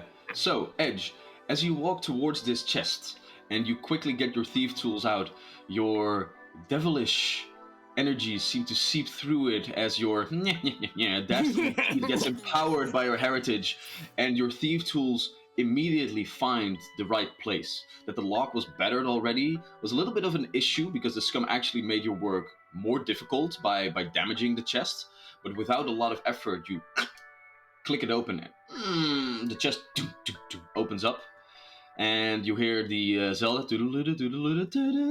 No, what you see is on a nice little bed of like what's the English word? Fluweel? Velvet. Velvet. Thank you very much. Silver velvet. You find a I'm sorry, Edge, but it seems to be made for the hands of Crowan. A beautiful silver mace. And engraved on the chest lid that had just been opened up, it says Final Judgment. Final Judgment. Yeah, it's a silver mace that seems to be made in like the image of like a large hammer, but it's flattened and it's made completely out of silver. Okay. Good Noise. fighting one. And the chest that it was in was engraved, or the mace basically, itself? so it seems The inside of the lid. Yeah, the inside of the lid. So this just seems to be like a very nice case for this weapon to be transported in. And on the inside of the lid, as you open it up, it had engraved the name Final Judgment as a sort of like namesake for this weapon. And silver was. Does Corin know what the use of a silver weapon is, or can I just meta it? I would say you, as someone who has had dealings with different supernatural entities, know very well that silver can be used as a weakness for certain creatures. Okay, cool. However, you have not identified it yet. Yeah, I'm not gonna touch it before someone checks if it's cursed or something. I'm just pressing stuff. Honestly, Edge opened the thing and probably just took it out and went, Crowan, you want this? Okay. Yeah, but picking up random objects sometimes can get you into a whole lot of trouble. Yeah, I know. I'm still trying to shake all of you. Jack, how about you identify the mace? Crowan, we'll need your keen eye to look through those remains over there, the ash by the ritual carvings. Perhaps we'll find a clue amongst them, like the previous ones. You want me to investigate the ritual site? Yeah, they burnt offerings and stuff. One last thing. I wrote down the thing that I forgot to tell you. In the chest as well, it reads below the inscription of Final Judgment. Let those who live in death reach their final resting place by this final judgment. Okay. Oh, so it's good against undead. Probably. Oh man, you can make so very many. most likely. Make a lot of puns while killing people with this. I'm gonna take the velvet, by the way. I don't know if it's just like cloth that's draped or sewn in or something, but I'm taking it. It was like basically it had like a pillow of just like simple feathers just stuffed in it, and then around it's like this one velvet cloth was just draped around it to give the impression that the entire pillow was made out of the velvet, but it was not. So you I'm can gonna get take like the that pillow. nice. I'm gonna take the pillow too. I think I've found a new bed for Nox. Oh, that's so Great. sweet. Yeah. Okay, so after I'm done, can Jack check the mace if he wants to? Keep in mind you get that +1 to Arcana now, Jack. Oh That's shit. very true. Immediately? There's no attunement? Oh, I don't know. Let me check How real did quick. the maid Is it die? is it invested? Is it invested? It is invested. Oh, So But no as you +1 guys- yet. Yeah, but as you guys are like rummaging through this and taking some time for it, we can just say that this is also like infested. Okay.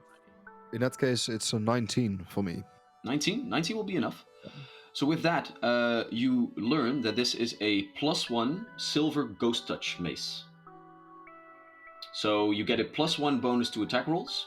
It is silver, so certain creatures that might have weaknesses to silver will be damaged even more, or get their like magical regenerations negated in some certain way. And it is ghost touch, so normal spectral creatures and the likes, as they say, those who live in death, might normally be not as easily thwarted by normal weaponry, but this mace will hit them true nonetheless. Okay. So, say we just happen to walk into an undead elf, formerly of the family Artano. This mace would do the trick. We could whack them with one final judgment into the afterlife. Sounds good. Sounds good. All right. With that being said, and final judgment now resting in the hands of the pack, Yeah. what do the rest of y'all do? Tarush, you were investigating different vials. Yeah, so I'm gonna take a look, see if I can't identify what kind of liquid is contained within these vials. Does it seem to be all the same ones, the same type, or is it a whole scala You of see things? a plethora of different things. Not really sure if they're all the same and just like different distillations with like better and worse processes. That some might be better made than others, but they're still the same substance, or that they have created different things. Remains to be seen. Remains to be seen by your checks right now. If you tell me what your course of action will be, what kind of skills, what kind of things will you do to investigate this? I suppose first off will be Arcana. See if this was... Sure. Or, well, detect magic. Sure. Not Yeah, even just- necessary to do Arcana. Just detect magic first. See if they're magical. Yeah, you give a nice little magical pulse over all of these things, but you do realize that all of these concoctions are made without the use of magic. Okay, So so they're alchemical. all chemical reagents, yes.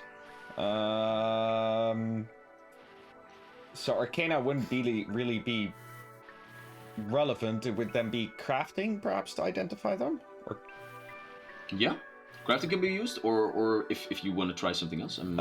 occultism, would that be an option? Poisons, evil relics. I don't know. Sure. Go ahead and give me an occultism check. Sweet. 13. 22. 22. Yeah. All right.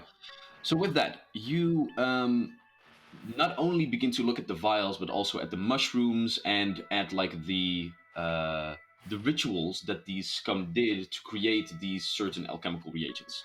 And with it, you come to the understanding that all of this was used in one large ritual to perhaps commune with their dark forces. But in so doing, they needed different alchemical reagents at different stages of this process to get it done in the right order and done safely. So what you find is 3 oils of purification, which is used to purify food and drink. All right.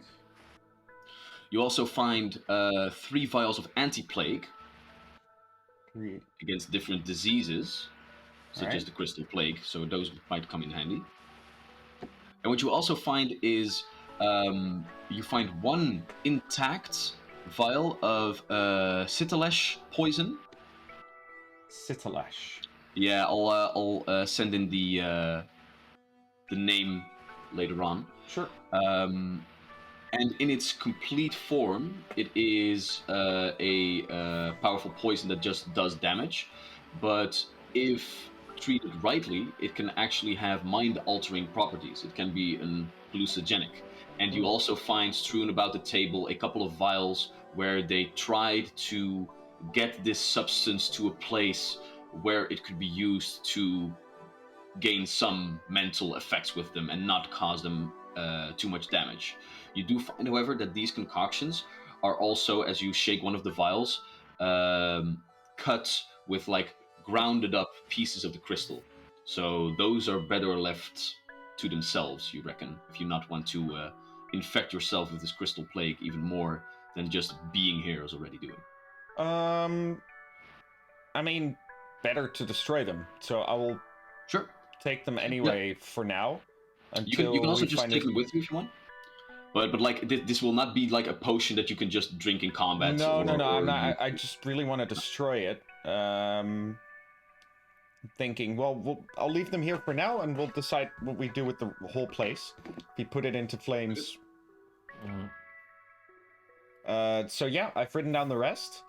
Right. I put them in my bandolier belt of potions, and I look around and see what the rest has been up to. All right. So up to the next. I think I'm gonna for research the area of offerings to see if there's an offering that give us a clue to the nature of which god they were worshipping, I guess, and that kind of stuff. Yeah, or just like last time we found like a piece of the painting from Rouge. Yeah, anything So- that might be interesting, giving us information, yeah, of the victims or that kind of stuff. Very well. Go ahead and make a perception check for me then. Yeah, I'm gonna use my feral search feat to give me a +2 on that one, Oh, very nice. and that is a 10 on the die plus the perception. So that's a 19. 19. Okay, so as you take a look at the offering place, you find different things that seem to be in line with what you had learned already. You do find indeed some remnants of art pieces that have also been burned up here, perhaps even by Scarlet himself.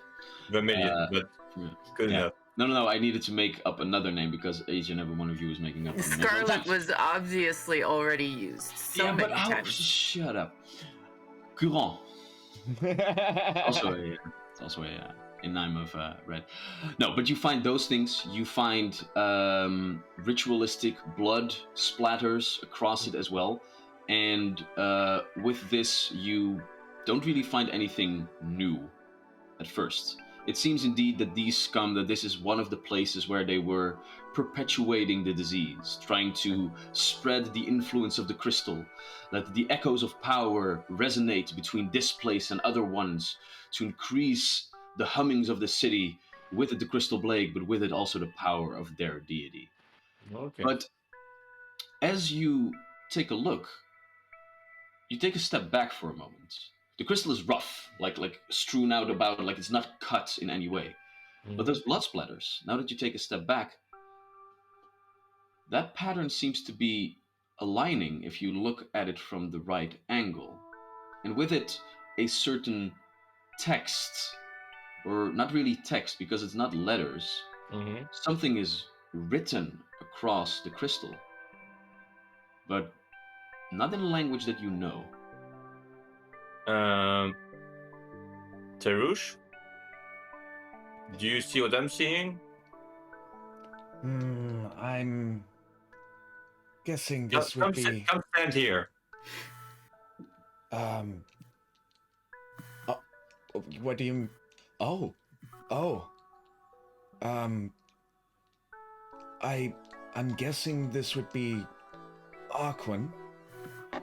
Would it be a language I don't recognize? Have you guys seen any? Oh yes, you have seen written examples of Aquan because a couple of those. I have things it in were my also- spellbook. Yeah. But you take a look at this. This does not seem to be Aquan. Okay. Does it look familiar to me? What kind of languages do you know? I know the birth ones Okay. Then and the one from my other half. I don't doesn't actually seem to have be. Doesn't I- seem to be from any of those locales. Okay, no, shit. no roots in them either. Shit, No, do you want me to name this the list, Wouter? Because I will name the freaking list. No, Yeah, I'm pretty sure that you don't know this language. Well, so common, celestial, abyssin, infernal, primordial, elvish, dwarven, orcish, goblin. None of those. In that case, I have prepared comprehend language, baby. That's why it puts you there. Wait, you also speak Goblin and Orcish? Yes. So you understood what I said to the foreman the other day? Oh, yes. Oh, groovy. Oh, groovy. Yes, you're in my book.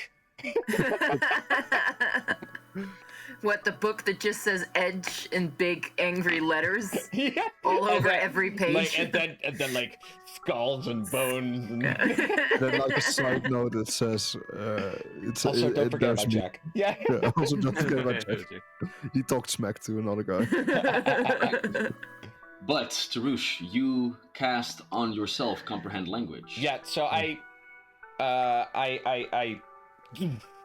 put down my staff. I don't recognize the language, but and I cast this colorful whiff of dust and light over my own head as my eyes just kind of light up for a moment, and I start to gain the understanding of a single language I'm hearing or reading when I cast the spell.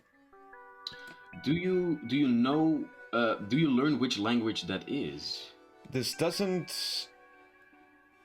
I don't think so, right? No, it doesn't You just literally say understand it. that. Yeah, I understand the meaning. All right. In that case, as you put yourself in this right position and you begin to read what it says, it seems to be a short little prayer. It reads, "By the words of the shepherd, let his flock be grown, let the crystal grow as the waters flow from the basin forth." Ooh. So I look to Olam, who has like a prophecy also about like blood and water, I don't know. As I read it out loud, and I immediately I'd like tear a blank page out of my spell book and start copying first The the writing. writing exactly, and then below it I'd write down the meaning.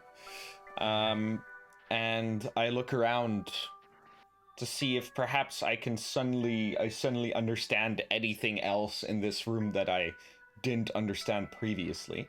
Like maybe Go I to the missed a papers, clue. maybe. Go ahead and make a perception check. Maybe we missed a clue. Perception would be +6. So I might. Oh, okay. 25. Okay, so as you begin to walk around, you also eventually stumble upon the table in the center with all of the different pieces of paper on it. And here you do find a couple of pieces that seemingly hold the same language, or at least the same base script that the small little prayer on the crystal itself had also been written in. And it seems to be like pieces of magical expertise with one complete spell scroll. Oh, nice. And what's the spell scroll? That is for the spell that had just been used, Biting Words. Binding words? Biting Oh, Words. biting words. Biting Words is Alright. the first level spell, and it's also the first level version that you find here. And it can be used to basically buff yourself, and then with one action you can make a attack to deal 2d6 sonic damage. Oh, nice. That's beautiful. It's for a minute. So for a minute long, you can use one action to just fuck you and you and you and you. You in particular, you're okay. You. That's nice. All right, so I gather the scroll. I'm gonna grab the rest of the papers as well. So these are all like magical musings. They're not really any specific. A couple of them. You find like a lot of the papers that are strewn about here are simple notes, simple prayers, some things that you figure out are probably in Aquan because you can like see the similarities in that. But there are a couple of pieces of paper that seem to be magical musings, like incomplete arcane formulae, if you will, with one completed one, and that is the Biting Words thing. All right. So nothing with this new language of note other than the spell scroll, basically. No. It seems that Okay. the rest of the writing that has been used here is, but also like the writing that you found on the crystal. It seems like the script itself. It seems very old, ancient even, and even this prayer that has been written down here. It doesn't seem to just be like a a short phrase or anything. It really sounded like a conclusion. Like, by the words of the shepherds, let his flock be grown. God damn it. Blah, blah, blah, blah, as the waters flow from the basin forth. All right. Like, that was the conclusion of it all. Damn. Okay. So, if we are to take this literally, that might give us a whole new insight. But musings about basins aside, I take one last look at the symbol of their dark master, the diamond and the 3 dots. Does it have any particular new meaning to me now? No. Okay. This just seems to be like a symbol. simple depiction of whatever this dark deity is that they pray to. Okay. So I share obviously my conclusions with the rest of the group. But I then roll up the blank page I'd used and I stowed away for later reference. I look around. The spell. It lasts an hour. Were we to find anything else, now would be the time. Perhaps one final sweep before we burn the place down? Yeah, sounds like a good plan. Wait, you want us to sleep here? Now, sweep. A sweep. Sweep. I think I'm gonna try and destroy the crystal. Oh yeah. That's fair. Basically. Okay. So, for the sake of this, one of you go ahead and make me one last perception check real quick. I will roll one. Go, Jack. That's not too proper, actually. That's gonna be a 14. No, 14. 15. 15. Right. As you take a look around the rest of the site here, the mushrooms seemed to be cultivated indeed to use in these different concoctions, but unless you're an alchemist, not really too worthy of your being in possession of them. And the rest of the crates indeed just hold different things that they've stolen, knickknacks here and there. But you do find, however, that in the way of monetary gain that these scum had scavenged from the world above, you can go ahead and roll me 2 d20s. An 8 An 8. and a 6. So for this, you will find a total of 14 gold pieces worth of copper, silver, and a couple of gold mixed in within it as well. Okay. Cool.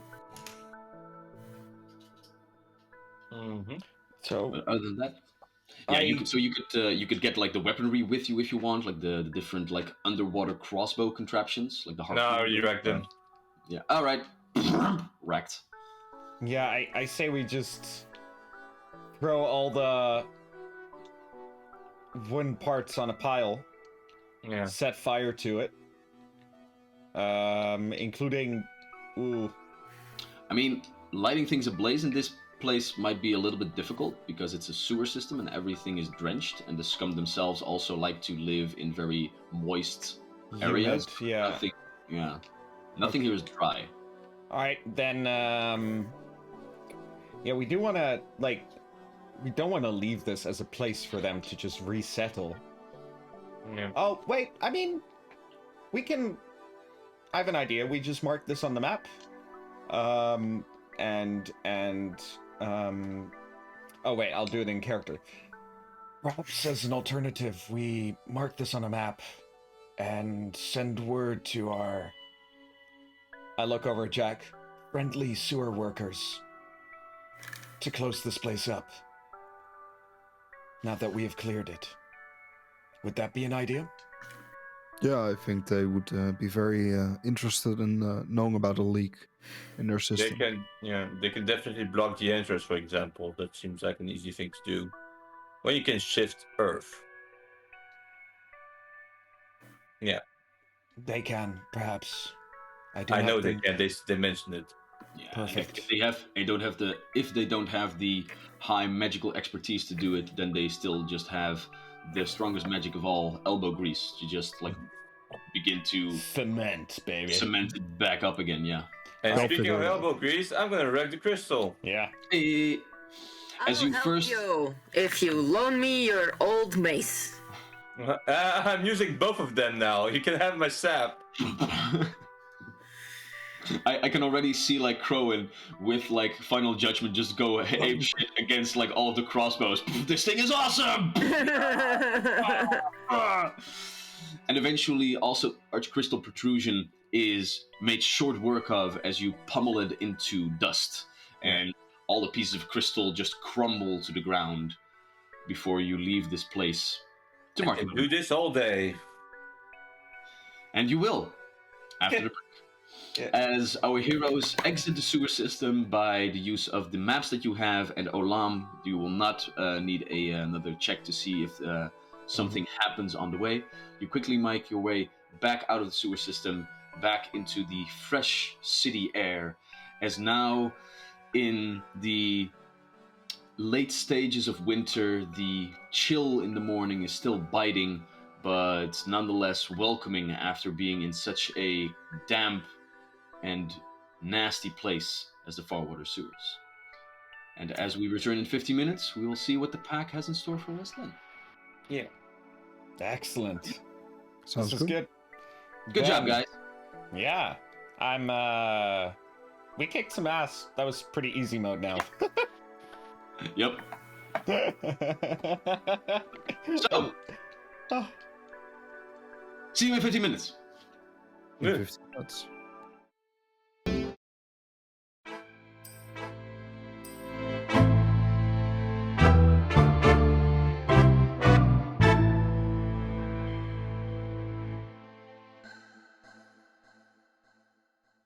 And we're back. So, to jump back into our story in the second half of this beautiful episode. Last we left off, our heroes known as the Pack had gone to Farwater to rid this place of a magical disease.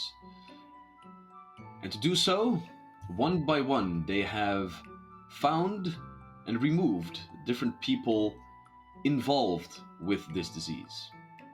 One of which, the aqua goblinoids known as scum that dwell within the sewer systems, which they have now just dealt a hefty blow after removing one of their breeding nests underneath the lake house. The lake house being a large temple / tavern to Avandra, the goddess of travel, gambling, luck, and all those sorts of kind of goodinesses. And as our heroes have now exited the sewers of Farwater, where they have dealt with the scum victoriously, they climb out into the cold, somewhat late morning air, as right now it would be like around 10 to 11 a.m. in the morning. Mm-hmm. You take a couple of steps forward, turn a corner here or there, and then eventually you see the lake house standing before you once again. Large open wooden doors, a large statue of Avandra herself as a guardian, if you will, over this doorpost, which enters into a large domed structure, completely open with a very high ceiling, large pillars keeping everything up, but the entire floor of this large domed structure being strewn about with all different kinds of tables and chairs for patrons to sit at. As on the back left side, a large bar is being tended by only 2 people as of the moment, as at this hour in the morning it is not really running storm at the bar, so to speak. Further on you can see the namesake of the lake house as this large dome structure opens up again, but this time at a large patio and pier that move up into a small lake that the lake house is built upon here in the middle of the city, and 2 large doors to 2 other domed structures, which you now know house all of the different rooms that the lake house has to offer. As you step in with loot, experience, and I think a quest to deliver, what would all of you like to do? Well, you said it last yourself. You had me at deliver. So I would say we do that, right? Yeah. So how do you do this? Tell me what you do. So Tarush looks over at Edge. Well, how about you go tell your boyfriend that we have completed this task he gave us? My boyfriend? Edge be confused. The High Host. Ah. All right. Because not working today for you, or? No, you have rapport. And I need a drink, and I need to get the smell off of me. And Tarush goes to get that drink as he casts Prestidigitation on himself. As all of the dirt and muck of the sewer system slowly flakes off and evaporates as you walk towards the bar. Edge, go ahead and make a perception check for me. Yeah, I Oh, yes? am right now thinking of something that I would like to retcon. That Edge would have taken that little chest that the mace was in to like show to the Silver Sentinels or whatever. Oh, yeah, sure. Okay. Easily brought with you. All right, I'll find Zorel. All right. Go ahead and make a perception check for me. Okay. 30-20. Wait, 20. wait. We're waiting. No, it's more than that. It's 23. 23. Because I upped my perception from trained to expert. Oh, snap. No shipping, sir. With a 23, you can not only see that he is standing out on the patio at the very end of the pier where the offering shrine to Avandra, her hair turning into the very road that her followers wander, that then turns into the pier that is all the way out to the lake. At the very end of it, you find a figure that you believe to be Zorel. From the back, you can still see his long black braid twirling down. In this early hour where the temperature is still, well, leaving something to want, you can see that he is wearing this very large fur robe of a dark blue and purple with like a spotted fur, what you call it, like collar around it. And with the 23, you can even see that coming from the other side of him as you walk towards him, you can see like the damp air of a hot beverage coming out as he is slowly taking a couple of sips, as he's just looking out over the water. He's not like making an offering or something. He's just No. He's like the offering place is like on the patio. It's excuse me, on the patio itself, and then the hair of the statue turns into the wood of the pier. Okay. Oh, the right. pier is then like all the way out to the center of the lake. Well, Okay. center of the lake, like 2/3 of the way there, I think, something like that. And he is like, no, that would be too much. Quarter of the way there. A hefty amount of meters the way there, and he's all the way at the end there. Okay. I'll walk up to him. All right. As he hears the creaking planks, he turns around and you can see like the dark blue skin of this water ganassi, this person touched by the elemental plane of water. As he takes another sip, nods at you friendly, and then turns back towards the lake and says, without facing you as a moment, "So I believe that this would be a job well done then. How did the hunting go?" Quite easily, actually. We went straight for the leaders this time, and everything else scattered. So Very good, very good. Then, congratulations are in order, I believe. Although I wouldn't have sent you out on this errand of mine without belief that you guys could muster this challenge. But nonetheless, no, I'm gonna step in and just kind of like slip my arms into the coat around him because it's nice and warm. I said, well, we did talk about one thing that you would do for us. of course. How about one little thing just for me? Go ahead and make a diplomacy check. If I knew this was on the table, I would have talked to him. To you. It's a 14. He does put his arm around you as you like come in for like a nice little warm hug, and it is indeed very nice and warm in this hot coat of his. Although he does have to say, well, Edge, that would depend on what it is, because as you know, the High Host has a very busy schedule, and my morning routine is something that I would rather not have disturbed by too much activity. What can I do for you? Basically, you can just lie there.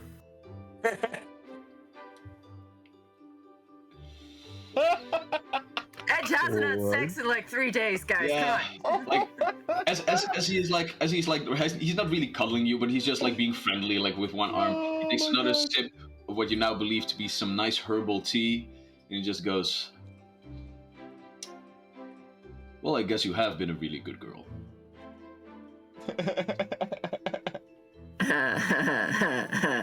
I use my tail to boop him on the nose, and I say, not a girl. But why don't we go for a little walk? First, business before pleasure, though. We had an arrangement. I would translate some things for you. At Edge, you are not the only one that wanders within this place. Your friends, while they might not be followers of Avandra, they did put in a hefty amount of effort as well. They need to be rewarded for their actions too. I suppose so. So, like, is he gonna sleep with all of us? Is that... He's gonna suck Hey, all if your you want to, Edge is into it. Maybe not if Tarush joins, like that's gonna get real awkward real quick, but Well, it's a bonding experience, literally. Bondage, yes. Question, is Edge into edging? probably. Oh boy. That is one of the least kinkiest things you can be into, so. Yeah. It's like in Edge, their earlier years, like experimenting a little bit, that was one of the first things, like, oh. Yeah. That's where they got their name. It's canon now. Oh god. Oh god. Then So I you wonder did it. where I got my name. You did it to yourself. You did. Nice. Oh god. So, as you said, not a girl. He does give you like a little peck on your forehead and says, "Oh, but you can still fill the role very well." So, what about your friends? What do we even want from him? Because we wanted to see if he can glean information from the scum. That is our friend. Yeah. So And would- Crowan is like Still in standing behind somebody's room Edge. sober. All right, buddy. I just imagine Crowan just standing behind Edge, just awkwardly like, yeah, what did we want him to do again? yeah. Zarel continues, I believe that some translation work was in order. Yeah, he was supposed to talk to Buddy for us and like find out as much as possible. Basically just translate for because as a Water Ganassi and a very learned man, he does indeed know of the Aquan language. Yeah. Maybe a little less beer next I time think in the first the. question. Yeah. No, it's water what I'm drinking right now. I think the first question we want to ask our It's a buddy lot of vodka, is, Daddy. Shut up. Sorry. I think the first question we want to ask Buddy is why is your kind spreading the plague? Spreading a plague or the plague. Okay, so let's backpedal a little bit because we have a couple of steps to take before we get there. So Zarel and Edge walk up towards you. Tarush has already ordered a drink. What would you guys like to do? Do you want to just take him with you towards the chamber where you are keeping Buddy and just like begin an interrogation, or is there anything else that you guys would like to do? A spirited interview more than an interrogation, but he's our friend. He wants to Spirited talk interview. to us. Yeah. And remind me, when did we send out a messenger for our employer? This morning. This Before morning, right? you, yeah. So, for the sake of this, you figure that after you have done all that you need to do here, that might be enough time for the messenger to get all the way there, and perhaps Oak get word back to you. Cool. Just making sure I got the timeline in order. Yeah, then I say we do the spirited interview. All right. Take your drinks with you. You make your way back Yeah. towards the chamber where you are keeping Buddy. And How's the bedroom looking? Did he trash it? I mean, he didn't trash it per se. Like he did like leave some stains because he wasn't really completely washed as you brought him here. But other than that, he seems to be handling himself pretty decently. Just waiting your return. It was only for like an hour or two, so didn't take you guys too long to get your job done. So he didn't have to wait all that long. As we walk up, Tarush also says, "Oh, I hope it's potty trained." As you walk in, you smell, and like perhaps he was potty trained, but he just decided that that corner of the room was well enough a The potty. potty. Yeah, I was gonna. I don't think potty is a concept that the scum might have. Just maybe a corner of where they do all their business.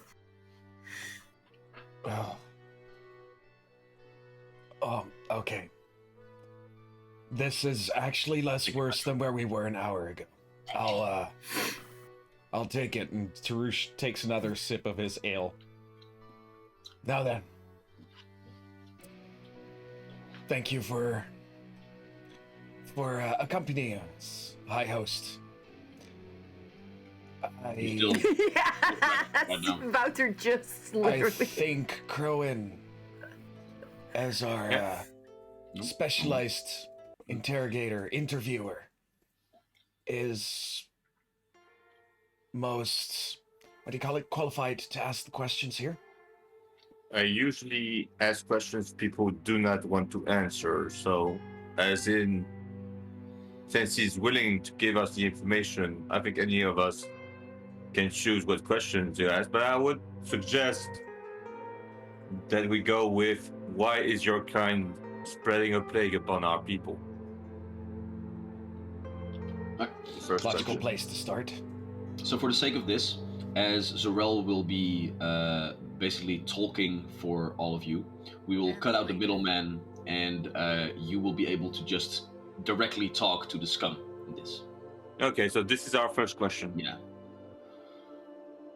As Buddy, in his gurgled tongue, translated by Zorel, says, "The plague? What plague?" We spread the crystal. Yes, we spread the knowledge of the crystal. The crystal must thrive, the crystal must grow. The crystal is what gives us strength. Who told you this? That the crystal gives you strength. Why are you doing this? Who gave you the knowledge of the crystal? Well, the shepherd gave the knowledge of the crystal to our priests. And the priests, they speak the true language. They can understand and pass it on to us. They have taught us the way of mechanical weaponry and magic. And where are your priests? Where do your priests reside? Our priests reside within our homes, within our lands, underneath your lands. Is there a way, perhaps, for us to convene with the priests? I'm not sure if the priest will want to have a word with all of you. Look, I understand that you guys are okay, but the rest of my kind just... We have fought with all y'all for so long now that, no way. I understand, but it does not have to be a direct conversation at first. Perhaps an omen or a signal we could spread to make the priests convene in a single location. I don't know if the priests convene. The shepherd is very keen on talking to them one-on-one, I believe. But I don't know the details about it. I just go where they tell me to go, point the pointy end, and pull the lever. What did the priest tell you about the shepherd? Well, the shepherd has given us strength. The shepherd has given us direction, mind, allies. With the shepherd, we have found the crystal. And with the crystal, our strength grows. With the crystal, we can become more than what we are now. What is it that you want to become then? What is more? Like 2 crossbows? I mean, He's so cute. I love him so much. I mean, with more food, more space, You're lacking in space. more honeys. More honeys? Did he just literally say that? Well, isn't it for your kind the same? Don't you want to take more? Be more? Have more? I suppose you have us down to a peg, indeed. Let us look at it this way. Where can we find the shepherd? Where's his, lair? His temple? The biggest temple for the shepherd. Temple. A place We have where the shrines. priests only may go, but where the common may not. Oh no, the priests, they carry the will of the shepherd. The priests are with us, and from their place with us, they can converse with the shepherd.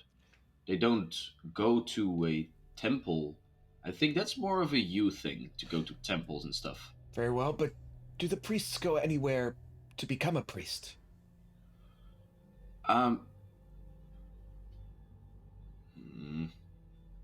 don't know.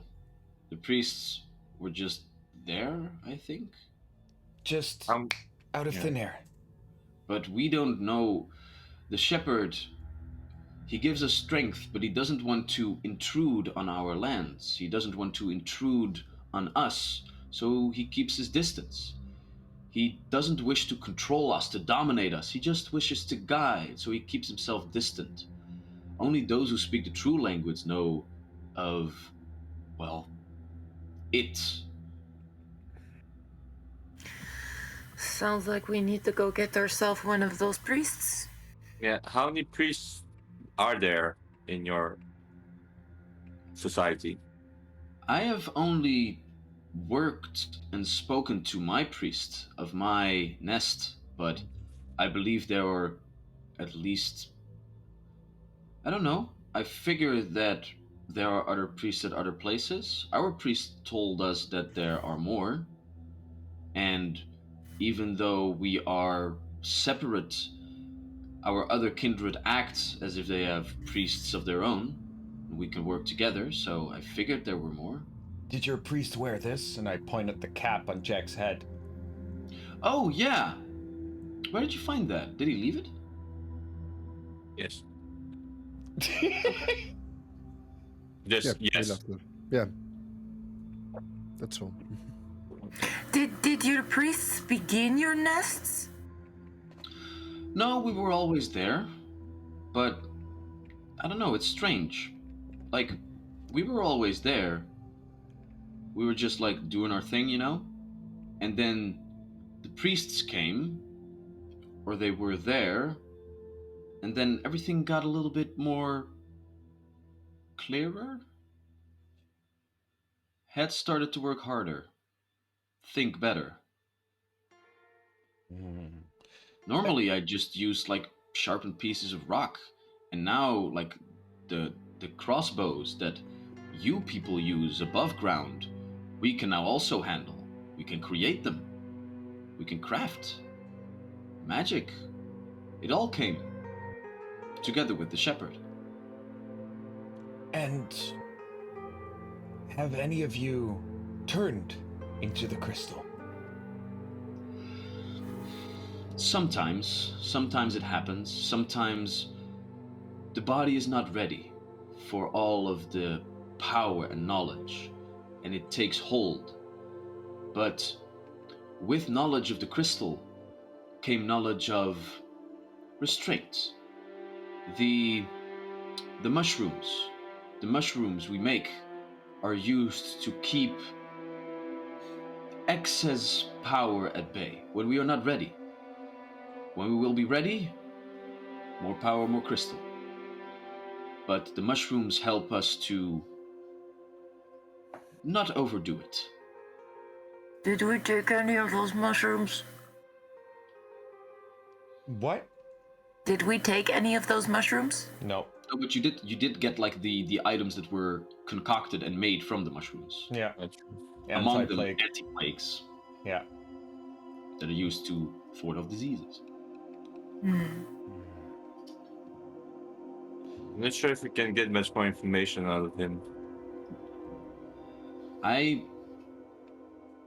For myself, I wouldn't want to be a priest, but I have spoken to people that want to be priests, but not me.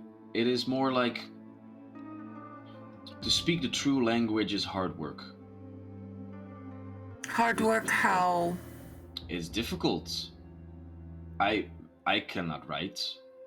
So I pull out the paper that I had written the verse on.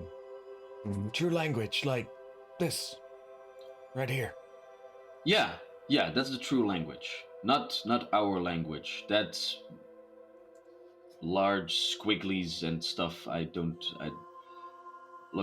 understand scum language to write, but that's weird. And true language. Where would we go to learn this? How do priests learn? Good question. They always knew. They just know. Perhaps also because of Crystal? Because of Shepherd? Well, if priest gave you hats, then surely the priest must be okay enough with you to talk, right? We found it. Oh, then probably something bad happened to the priest. Oh dear. Huh. Let us hope not. I'm sure your priest is fine, little buddy. I hope so too, but we would like more space, more food, because life isn't all that easy down. We don't care for lights and stuff, but things you have up here is pretty nice. Good potty corner.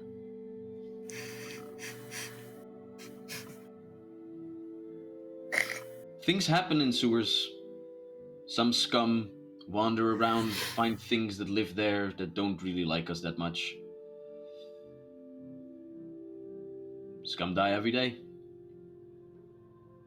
Yes, Happy I didn't die, though. I'm sure they do. Yes, that was a good thing that you became our friend and didn't die. Yeah, I don't really understand what happened that day. Like, how come the rest didn't understand that we were friends? You must have been the smartest one. Perhaps you should have been priest. Yeah. Perhaps. Sorry? Diplomacy. Wild magic search as well. Then I will, for the diplomacy check, I rolled a 5, so I will actually use that hero point from earlier now. So turn that into 13. That's much better. 22. 22. As you say these words, and this conversation has gone on for a couple of minutes now, it does seem to find purchase in its mind somewhere. Perhaps I am smart. I mean, I'm the only one that is capable of befriending upsiders. He's so smart. Yeah. Perhaps. Oh, do we want to do the search? I think we are going to do the search now. All right. Oh damn. So with that being said, as this conversation is running amok, the artifact begins to tremble at the side until eventually a burst of magical energy is jetted forth. Pew. That would be a 13. A 13. Unlucky number. Let's see what happens. All right. So as that happens, a burst of magical energy Be right back. pulses out of the artifact, and you realize, Tarush, that your staff that normally is buzzing with magical energy falls dormant. The hat on Jack is still a nice hat, but nothing more than that. Anti-magic field again. As an anti-magic field is burst outward, and no magical apparatuses can function or spells can be cast as of this moment. Oh. I don't believe that that a lot of no active spells are in effect. So. No, by now my comprehend language will have ceased working anyway. But Does the scum liking us, is that a magical effect? I mean, Will he suddenly be like, rah? No, is it a magical effect? Yes, but it's the artifact's effect. Sorry about that. That wasn't bad. But Way above any and all magics that you puny mortals can ever hope to muster. Okay, fair enough. That's good. So Buddy doesn't become enemy. Alright. In that case, as Tarush kind of sits down for a moment, he grows silent as he recovers, or tries to recover his power and breath.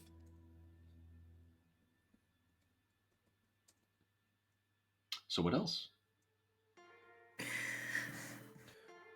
Continue my line of thought here. We can turn him into a shaman. I can teach him the crystal spell. I'm just mostly thinking that we're not just dealing with like a sub-race right now. We are dealing with a sentient civilization. Yeah. That just wants a better life for itself. Of course. Yeah. True. I mean, they are intelligent beings, like goblin societies, while also being built on the foundation of Violence. take Rape. stuff. Just take stuff, basically. This seems to be in a little bit of a similar matter, but I mean, they have reasons. Humans did that too for like thousands and thousands of years.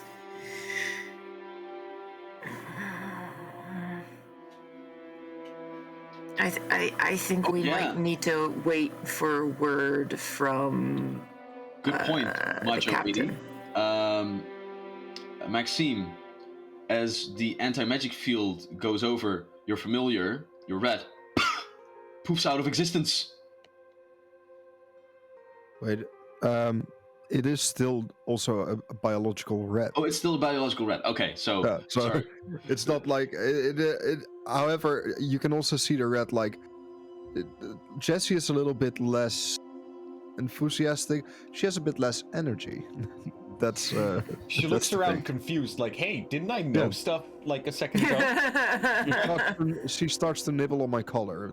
It just turns into a normal rat. Like, no, Jesse, we've been over this. Come on. Oh, cutie.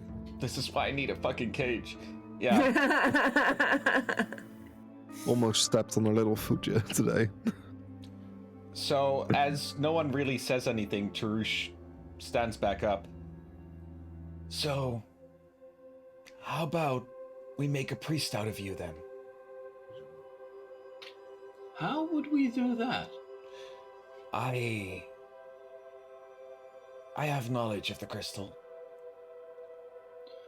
You have knowledge of the crystal. Yes. Oh, that makes sense. Perhaps we would interchange some of it and see if perhaps we cannot get you into touch with the shepherd. You know, why not? I've never tried my hand at magic. Who knows? Might be fun. So I grabbed one of the 3 vials that has, like, the crystal stuff mix in it that we, of course, took because we didn't burn down the place and we didn't want to leave it for the workers to find. Oh, but that's only for the priest. Well, I guess I might be. You're Going smart enough to be a priest. Coin's gonna look around to see the face, to try to read the faces of everybody to see, are we okay with this? This is kind of experimenting on a somewhat innocent being. Yeah, I thought Edge would object, but Edge seems very enthusiastic. I'm okay We with have this. Zorel with us. Worst case scenario, he does a healing spell, but he's all right again. I don't think a healing This is spell a will work, safe space to experiment in. but we have an anti-plague potion, I guess. Look, I cannot guarantee anything. I do not know what kind of vial you just pulled out of your pocket. I do not know what it contains or what it will do to this poor creature. Also anti-magic, so yeah. It's alchemical though, so this will still work. Yeah. This is So- just psychedelics in a bottle. So, I think I would want to mix. So I'm gonna make can I make like an intelligence check, because I think I would want to mix some oil of purification into this. To like nullify the most immediate poisonous effects of the crystal, so that then he could ingest it without immediately dying, but having a more like. Can I make a check for that? Just roll a straight up intelligence check for me to see if you can deduce with your mind powers. That's a 13 plus 4, 17. Oh damn, that's high. Yeah, you figure out that might actually be the way to do this. That indeed, like the anti-plague and the oil of purifications are used in tandem to get like a nice concoction that mitigates the detrimental effects of the crystal while still opening up one's mind to the echoes of power as they have been. Frickin' Scum did this. Like, alchemists here haven't figured this out yet. Frickin' Scum made these Yeah. potions. But I don't think I want to mix in the anti-plague here, because I do actually want him to have some effects of the ringing to get in touch with the shepherd. And I'm hoping that the power of the artifact, trumps the influence of the shepherd here. That's kind of what I'm winging this on.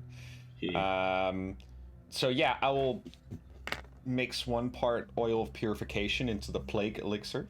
Not the anti-plague, but the plague. The actual plague. Yeah. And I whirl it around. Bloop, bloop. Hold it out. For our new priest. Bottoms up then.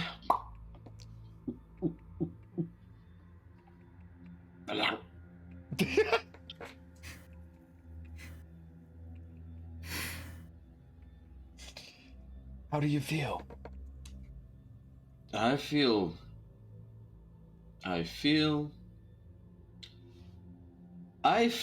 and he plumps headfirst on the ground. Oh, great, he's high. I'm gonna start checking his pupils and pulse. He's still moving, but he seems to have some kind of hallucinogenic episode indeed, as he's just like a little bit of mumbling, and you ask as well, what is he saying? Like, oh no, this is gibberish.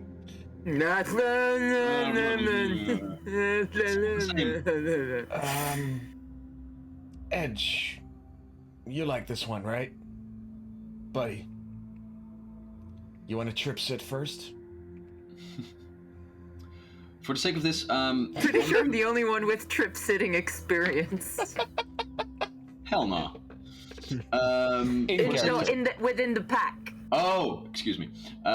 One of the people that is trained in medicine, go ahead and make a medicine check for me real quick to see if you can ascertain what the situation with Buddy is. I am rolling terrible today. Oh dear. So that's a 14. 14? I mean, he doesn't seem to be in pain or like having any problems. This is just how he is now. So you figure that it might be best to just like wait it out and see. But indeed, the trip sitter might be a good thing. Who knows what happens in later stages of whatever you just fed him. I guess perhaps I look at Jack. Seems that you're the most qualified for this. I say with like a bit of a resigned grim. I have set many trips. I remember that I set all the way from my home village all the way to here, sitting in a cart. Very well. I actually wanted to do some reading and writing myself, so I can stay here and keep an eye on him. That's fine. Very well. I will join. That way, Yes. And I also have a small question. I mean, you did complete your task for me to get translation services, but what is that other language that they keep speaking of? Oh, yes. Yeah, show him the thing. So I put the paper down somewhere casually, so I hold it up again. I already wrote down a translation below it. Water flowing from the basin, shepherd, general apocalyptic stuff. Indeed. But Do you the writing recognize itself, it? not immediately, but... While my translation services here are no longer needed, let me go downstairs for a moment. Let me see if I can do some cross-referencing. Is it okay if I take this for now?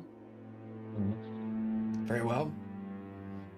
Good. Don't get abducted by evil cultists on the way, and I think we'll be fine. I mean, it seems that you are closest to the evil cultist in making right now, so that warning would go for you too. Yeah, I suppose we're the abductors right now. Don't forget our appointment.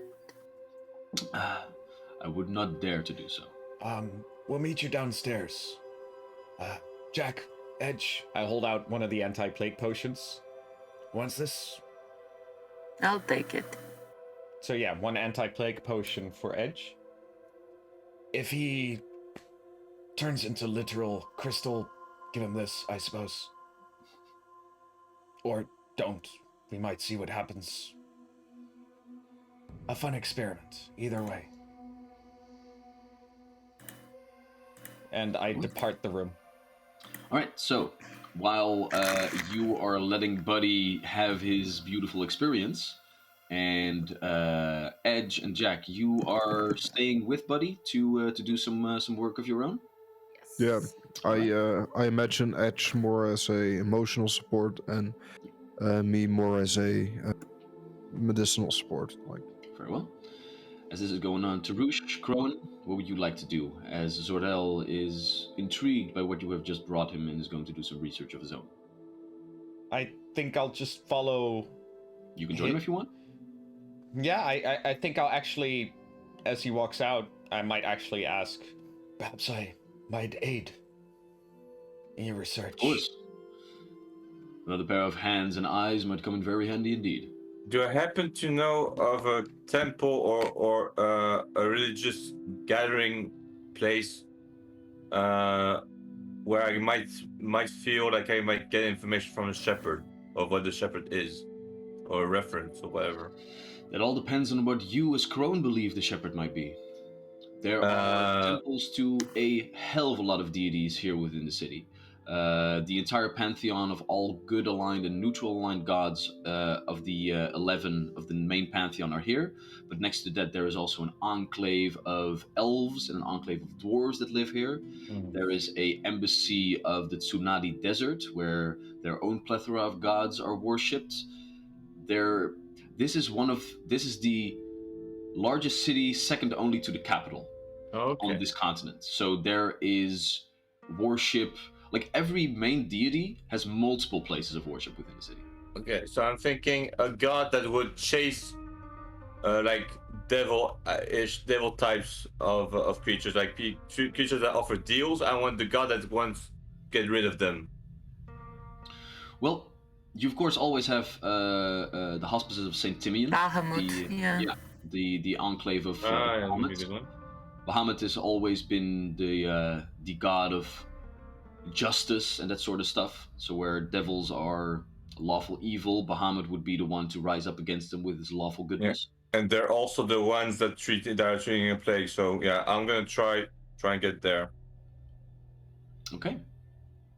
Very well. So let's start with you then, Crowan.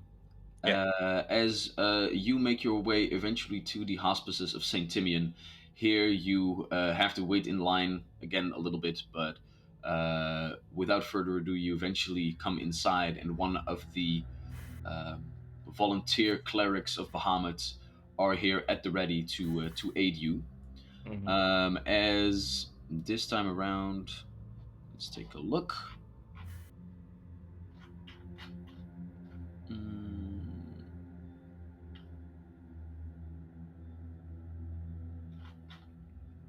let's see here. Where is? Oh wait, it's all the way over here, of course. Mm, yes. As this time, a young woman comes walking towards you with same simple beige and white robes as you have seen many other of the clergy. She has short brown hair and seems to be somewhere in her late teens, early 20s, something like that. Seems to have had a little bit of a scuffle herself, as she does have like a little bit of scarring on her right side of her face. Probably Okay. something of burn or acid marks over there. But nonetheless, she seems friendly enough. And as she gets out her chart, all right. So who we have here? I'm sorry. I am not looking for treatment as much as I'm looking for information. Um, I have. I was wondering if I could have access to your library under supervision, if you want, as I have a suspicion, as I would like to find something about the possible cause of the plague. I'm sorry. And who are you exactly? I'm Crowan, just someone who's trying to help out. Go ahead and make a diplomacy check. I'm gonna go with 19 on the die plus 19 on the die. I'm rolling. All the bad rolls are taken by Jack, and all the good ones are taken by me, I guess. 27. 27. 27. She looks around a little bit and then sighs to herself. You know what? As it is of late, with so few people actually doing anything, I guess we can use all the hands that we can get. Sure. You can take a look at our records. Oh, thanks a lot. Under supervision, of course, if you follow me. Awesome. Right. And as you are brought into a plethora of documents in a library used to document all of the different cases that they had with aiding the different people of Farwater, mostly in the slums, what exactly are you looking for, Crone? Well, I was looking not necessarily the cases, but maybe enemies of Bahamut or more spiritual natures of antagonistic deities, maybe. Okay. So for this, that would be either a lore religion or just a perception check if you're not trained in it and just like rummaging through books. And occultism is not going to help me there, I guess, right? Or religion I have. Occultism could also be done. Yeah, if They're you're both the looking same, for so- occult like deities, like this certainly seems to be the enemies that you are looking for seem to be in the occult-ish regions of Okay. knowledge. There's going to be an unnatural 20 on religion. A natural 20. Unnatural. Unnatural. Not a natural, unnatural. Unnatural. Dirty. Also known as a Dirty 20. one. Yeah, dirty 20. I feel I might as well just say unnatural, but dirty is indeed the better way to go. Dirty 20. So Okay. as you begin to rummage through the different books, there are many different kinds of avenues that evil is trying to get a foothold within this realm. Mhm. If you are really looking into the evil side of things, there are three main flavors for the three main alignments of evil. Mhm. You have the lawful evil devils, the chaotic evil demons, and then the neutral evil daemons, all with their own ways of going about. Remind me, the quasi, what Demon. was it? Was it Damon? The Quasit was a demon, so that would be a chaotic evil thing, but Quasits are a real peculiar type of demon. Quasits are demons that are not birthed in the planes of the abyss, but are made out of the very sins that the caster has committed. So it's basically like a demon that can be created here on the material plane. Okay, so that we encounter in Quasi doesn't mean that the other thing is from the same alignment. I mean, So- it could be, doesn't have to be. Okay, so I'm just gonna check the devil. Okay. As you begin to rummage through the different scriptures of devils, most of them try to make deals with their different people that they find on the material plane. They try to wiggle their way into a location where they can indeed strike a deal. But as you begin to read further and further over just the basics, because like real detailed information, you will have to have a little bit more special clearance and just like look through the medical records. It doesn't really like register as much because the shepherd doesn't really make deals. The shepherd just seems to give things away. Where devil kinds like deals are very literal for devils. Like they really need to be written out. They need to have like strict rules about them, and if so, then their magical pacts work. The shepherd, on the other hand, just wants this to propagate. It seems it just wants to propagate the echoes of power that are already permeating the multiverse. If the shepherd is to be believed in, that is. So devils Probably not. doesn't really ring a bell. Okay. Anything else? Nah, then I'm gonna check another avenue. Demons. Demons of the neutral evil kind are. I have to do it. Yeah. So where demons are aligned with the sins that are done by certain beings. So Jesus Wouter, English please. For example, you would have a demon of sloth that tries to kill its victims by making them very lethargic, but also thrives in environments where people are committing those sins. Demons, on the other hand, are associated with a certain type of death. So you could have, for example, an arson demon that revels in places where people die as a case of fire. That could perhaps be. Perhaps you are dealing with like a plague demon that just wants this disease to propagate. Could be the fact, but I don't get any direct reference to a shepherd. you don't get any direct reference to a shepherd. Not in the library we are currently in, like the place where you are right now. You could perhaps like try to converse with some higher ups to get like the real detailed places, but to be honest, you know society well enough. As just a random do-gooder in a big city, you would not have the push, so to speak, to get into those sections and get your hands on that information. Maybe the Quasits aren't a red herring. Yeah. Well, the closet was a demon, right? Not a daemon. Demon, yeah. I'm just going to check the demon, and if that doesn't go anywhere, well, I don't think it will, but as well. In the same way, you are also scrumming through the pages of demons to figure out if this might be associated with some sort of sin. And perhaps you could derive a sin out of... lust for power, I guess, yeah. Yeah, lust for power. Something like that. That could be done. But then you also remember back on what you have learned from your new quote-unquote companion, Lyra, who had done some research into the shepherd and was on her way to figure out what this being was. And she ascertained that the shepherd was at least associated with a couple of elements, one of which, of course, also the water, but not just in like that the sewers have water in them, but no, the magic that it could like instill in its users was also water-based. Okay. That, together with the fact that the scum is aquatic, might also point you in some direction.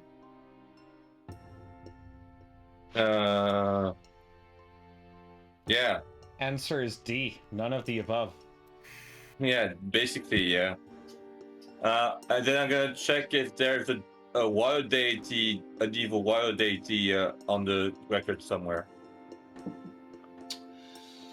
As you just begin to basically just rummage through, a little bit guesswork here, if you will, just roll me a d20. Roll me a d20 and tell me what it says. It says a 12. A 12. As you begin to rummage through, you find many specific details of evildoers here within the city. Some humanoids that tried to sacrifice others, perhaps literally or figuratively, to increase their own power, that had been thwarted by the Hospices of St. Timian or other do-gooders within the city. You find out that sometimes some other infestations might find their ways into the sewer system. But in a large city such as this, large-scale incursions of demons or devils are pretty much non-existent. Mm-hmm. Although you know well enough that cities this large probably have some cult followings of evil deities as well, but those would not be found here. And if they did, they would be removed very, very quickly. Okay. So I'm gonna take my name of the library because I think I'm going nowhere. And I'm just gonna ask the supervisor. I don't suppose you have found a way to slow down the spread of the disease.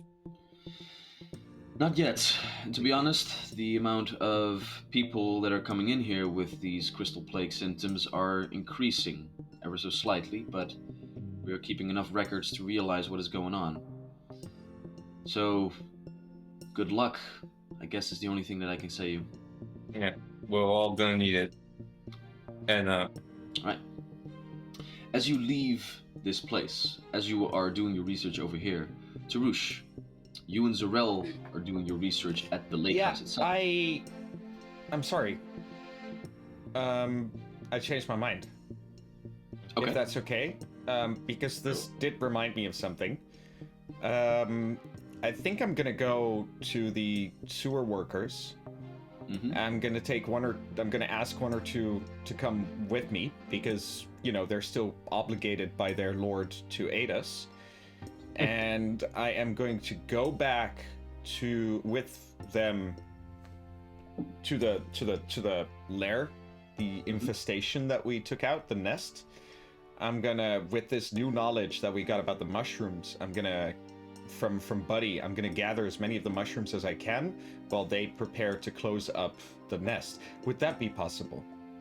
Sure. For the rest of the day to spend my time on that? Because Tarush feels like that actually might be a far more valuable investment of his time, and Olam has already spent a lot of time at that dusty old library beneath the High Hall, High Hall Lake thing. House! Jesus! I'm sorry. God damn it, man! He does it just to mess with me. And you know, so she's probably better off doing that while I do this. So I lead this little expedition. I think that might be better use of the day. All right. Then we will say that as Crowan is busy on one side of town, Tarush taking care of business on the other side, Sorel and Olam are busy in the library. Hello? Sure. Okay, so that's a 14 on the die for Olam, so I guess that she at least has a +6 to aid Zorel. Zorel has a natural 19 on his die. So with that, as all of you eventually gather back into the lake house, as Buddy now seems to be through the worst of it and capable of making mouth sounds that are probably Aquan again. Sorel also comes back. Just kind of wrapped a blanket around him, put his head on a pillow, make sure that he's nice and comfy and doesn't get the shivers too much.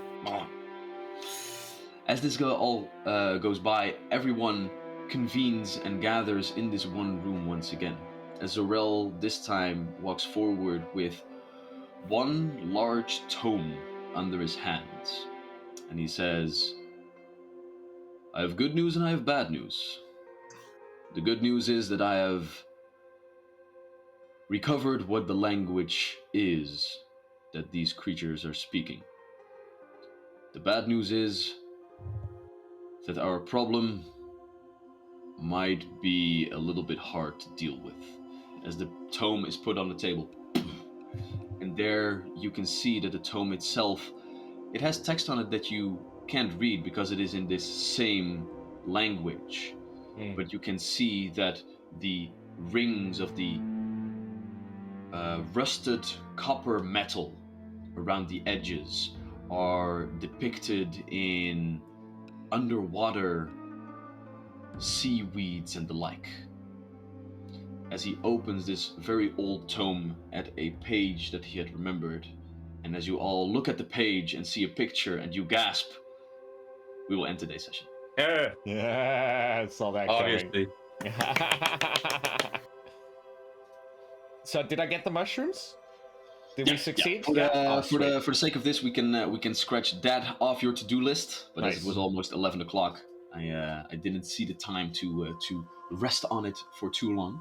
I'll take it. Nice. Yeah. Together Excellent. with your scum buddy, and Zorel, as well as all of the different hints that you have gathered, it seems that you are getting one step closer to your final adversary of this quest. But to realize who that is, we will have to wait until next week. Ooh. Yeah. And I Can't didn't wait. figure out how much experience points you got for raiding the scum nest, because that was a hefty chunk of enemies that you just dealt with. Here, I can do it right now, by the way. I think level 7. Level 7. I think level 7. Now, so let's see here. Those were He was getting a bit emotional at the thought of leveling up. I get that. so that is 6 of those. Every time we level up, like after the session, I cry a bit of happiness. Because I nobody's cried for giving you hours. attention anymore? Oh. I need the attention it feeds me. Oh no, don't worry about that, Abe. I know. I'm dating so many women and they're all so attractive. Here, have some pictures. It's a little easier now that I'm dating myself, but I mean, you Yeah. were seriously just I am. like It is actually complain less fun bragging now. to me. It is less fun now. I'll admit. With that, together, I'd because actually you be also, happy for you, asshole. you guys also got a little bit of extra experience points because you finished this quest and, Oh, and yeah, have now officially increased your relationship status with Zorel, at least for Nice. for the Segbi. So you got 360 experience points for this session in total, which is a pretty hefty amount. Wow. But more importantly, that brings the total of experience points to 420. Nice. So there you go. He's, Oh yeah. So with Wow. that, you guys are well on your way to your next level already. But I mean, this was a hefty combat encounter that took 2 sessions to complete. So Yeah. So basically, this is like 360 experience points spread out over this week and last time Yeah. we played. So yeah. for viewers Oh, that baby, look at her. She's awake. Oh, look at that little face. Oh. Hell yeah. What? So for the viewers that don't Sorry. know how the system works, you level up at every 1,000 experience points. So that means we're basically almost halfway to level 4 already. Damn. Yeah. Yeah. Yeah, man. You dealt with like 12 enemies in total. Nice. That takes on. Yeah. But for now, we need to get ready to prepare for next week. And Yeah. for the work week that is in between that, but who cares about Yeah. that? Yeah, that's We're like we work so that we can play these games in the weekend. Indeed. Yeah. So we have to do that now. For now, though, thank you so much for watching once again. Mhm. If you like what you saw, we have social medias that you can follow to be annoyed by us. Yeah. But most of all, enjoy the last hour of your weekend. We love you, and we hope to see you next week again. Bye-bye. Okay, bye. Oh, and happy King's Day for our Dutch viewers. I'm a Republican. The good kind of Republican, by the way. Wait, but... Okay. Bye. Bye.